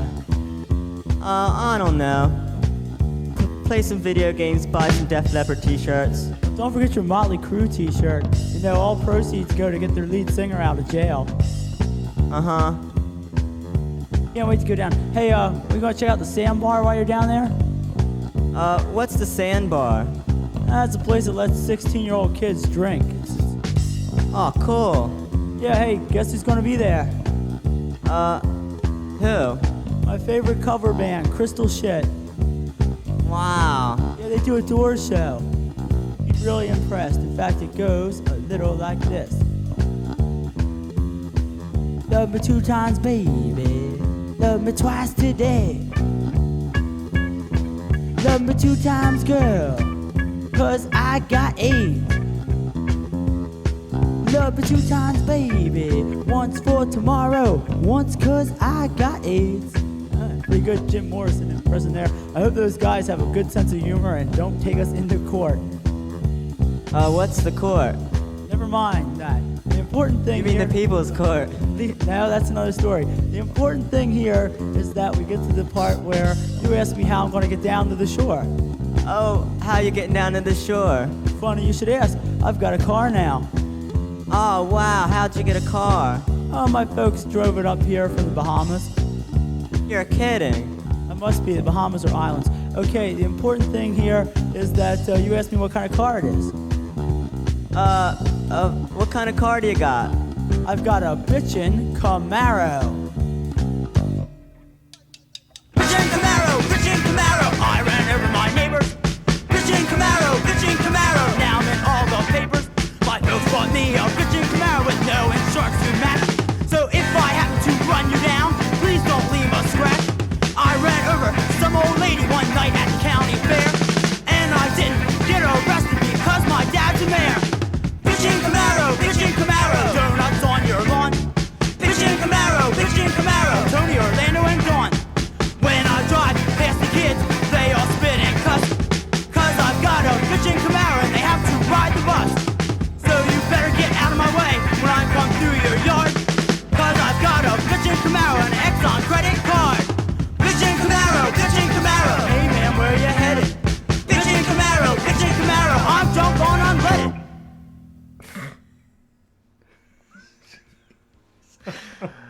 What is up with punk bands and talking? They like to tell a little story.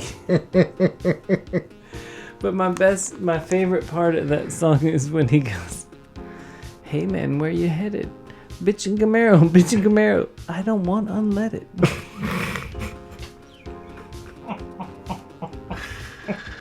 I didn't get it, but you told me Dead Milkmen. You were so close. I know. You said Dead Kennedys. I know. Because you remember Punk Rock Girl. Yeah. That's Dead Milkmen. Yeah, Yeah. But I thought it was Dead Kennedys. No, Dead Kennedys were way. They're They were Take the Skinheads Bowling, right? That was their. And Party, the Cambodia song. What was that Cambodia song they had? I don't know.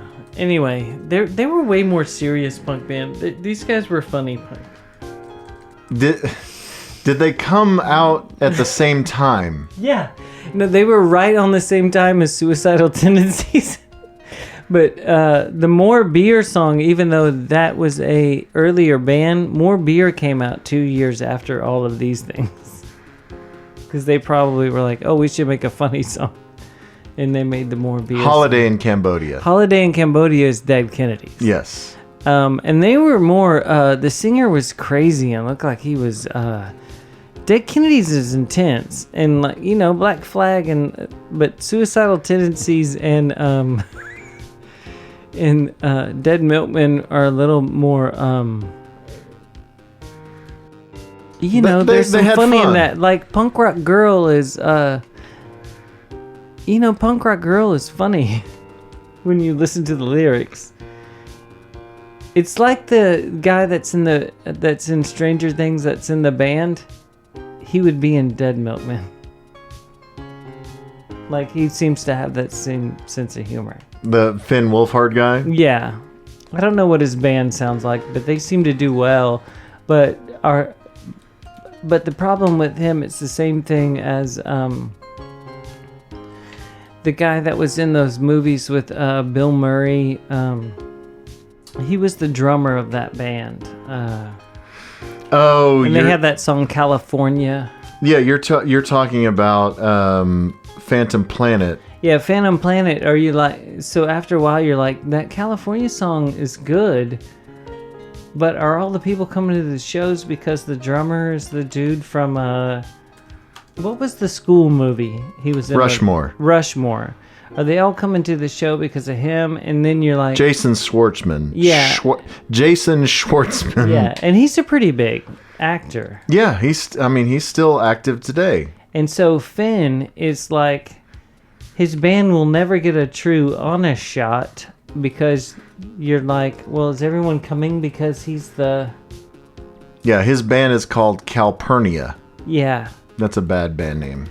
Yeah, their band shows look awesome. It seems like people are having the best time, and I'm like, he'll never get an honest opinion because are they coming because he's... It's like the dude who's the singer for the Mars band. Oh, Jared Leto? Yeah. 30 Seconds to Mars? Yeah, is 30 Seconds to Mars any good, or are they just coming because he's... Right, girls just go because it's Jared Leto. Yeah. And I'm sure they're probably pretty good. I mean, I have no idea. I've never heard. Yeah, I don't know. But like this Calpurnia thing, like... Right, you have to pick one or the other. Either you're an actor or a musician. Yeah. Like, which is the easier thing to do? To be an actor and go musician, or musician to actor like Ice-T? I think... Or every other rapper that's ever done I anything. think musician to actor is easier because think about like... Because you've already done it. Right. Think about...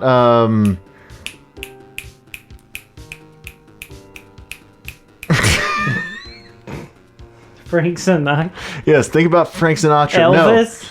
No, oh God, I'm blanking on everything.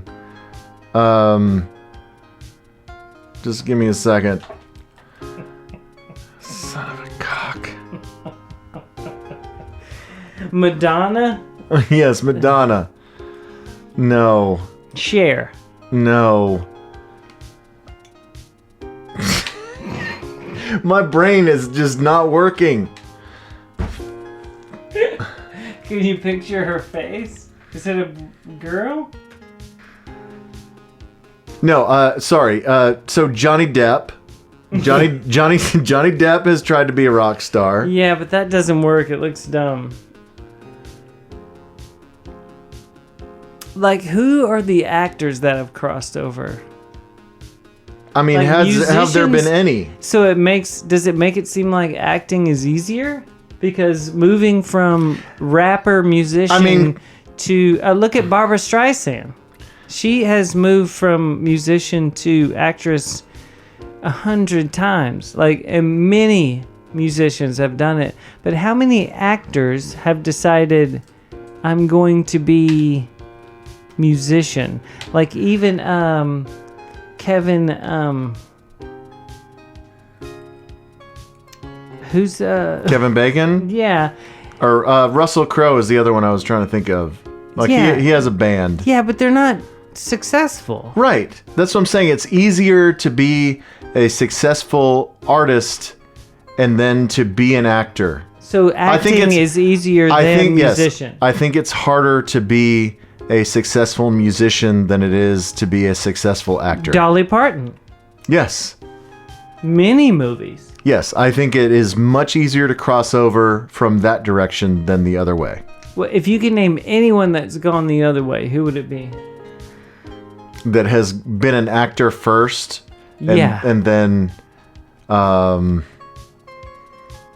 Zoe Deschanel. There's not one. I don't know. There's not one. I'm gonna Google it. Here, I'm gonna Google it. What do you? Actors turned musicians. It's Kevin Bacon will be the first one. Yeah, I mean, Shirley Temple doesn't count because No.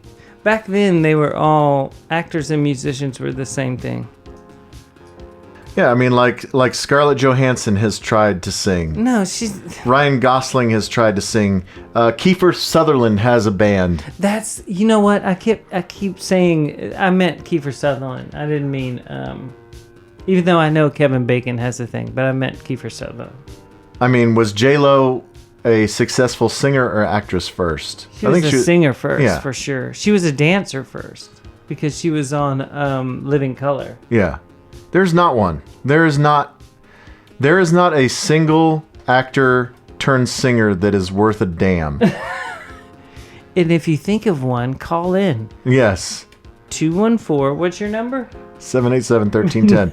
No, HTWOWpod@gmail.com. Yeah, if you can think of one that we're not Eddie thinking Murphy. of, please tell us. She wants to party all the time. That is a good song, though. Hillary Duff. My girl wants to party all the time, party all the time, party all the time. My girl wants to party all the time, party all the time. Man, we got something. Yeah. I don't know what it is, but Who's it's the something. first that's turned pod into musician? I don't know. We could be 'Cause the we're doing we could be it the right first. We could be the first. So as we have discovered, there are no actors that have been good musicians, but So there we've are also, plenty of musicians who have been good actors. Yeah, so we we've- talked about Whitney Houston. Easy. Whitney Houston. Bodyguard. Ever Yes. heard of it? How about many other things? I can't even get into Miley Cyrus. Uh-huh. Wait, was she actress first? Well, It doesn't matter because Disney. she was She was Disney. it doesn't People matter. don't matter because Doesn't they were matter. singers. Everything first. I'm not saying it. Everything that you're thinking is proving our point right now. What's our point? that acting is easier than being a musician. It totally is. Yes. We have many that have gone from musician to acting, Yes. but none that have gone from acting to musician. Like, just list all of the musicians that are great actors in your head right now. How many actors have gone to magician? That's a great question. How many musicians have gone to stand-up? I can't think of any. See, we can't think of anything.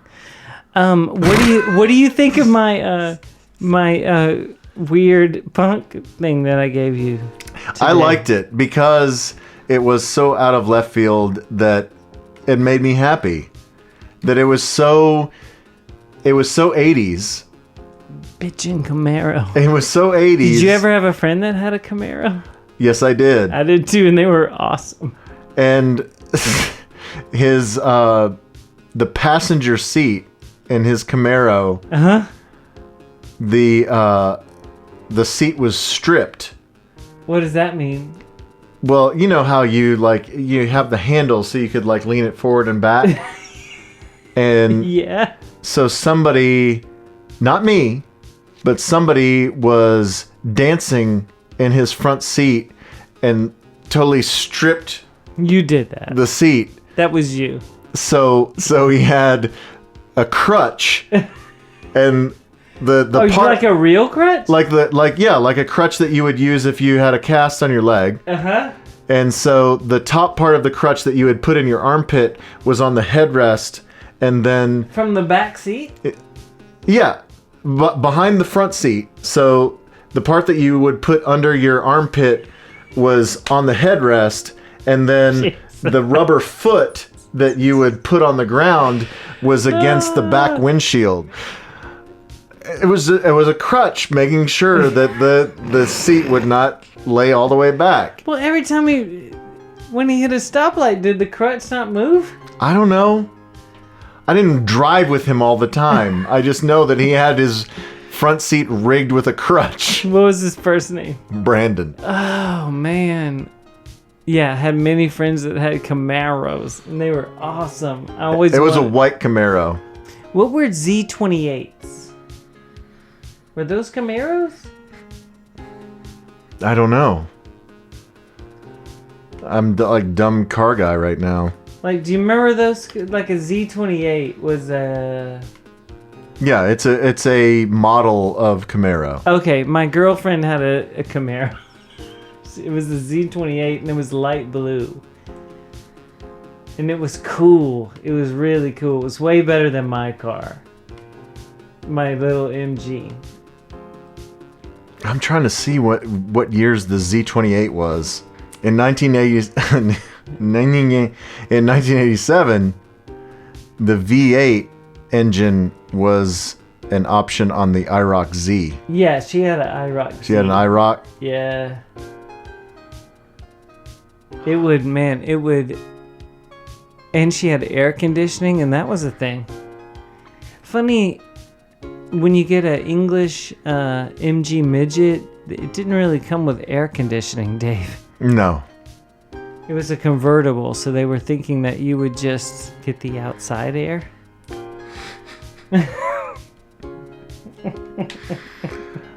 Oh, man. Yeah, life's funny. What did your girlfriend drive? In high school. A Ford Festiva. What did those look like? They looked like, they looked like a Yugo. They were basically like a Yugo. So your car was cooler than hers. I think, yeah. Well, I think her dad got a new pickup truck. Like her dad went and got like a Ford Ranger. And gave her the... And then the dealer like threw in the Festiva for free. I've never even heard of that car. Oh god, it was the worst. Insane. It's the worst. Oh god. Hey, we gotta end this. Yeah. Let's go have some dinner. Yeah, all right. We need to go have some dinner, but we're going to come back for the After Dark. We thank you if you've made it this far. We hope that you've enjoyed the hodgepodge of tunes that we've brought to you, including 80s mall punk and modern synth pop and retro Smiths wannabes. You played new stuff. It was great. Yeah, I played new stuff. You played old stuff. And that's what's great about this pod. You never know what you're going to get. All right. Speaking of you never know what you're going to get, I don't know where this is going to land on this song. Are you ready? It doesn't matter. All right. I'm just going to play it. Starting right... Fade it up. now.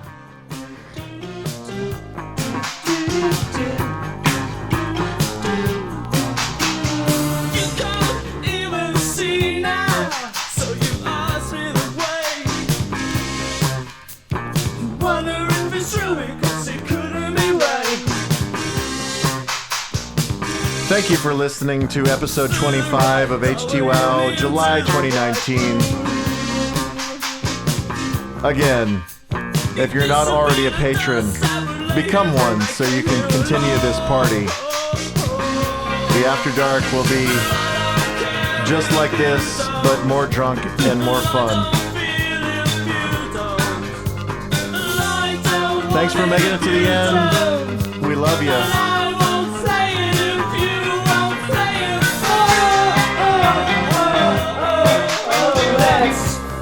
Go to bed. Let's go to bed.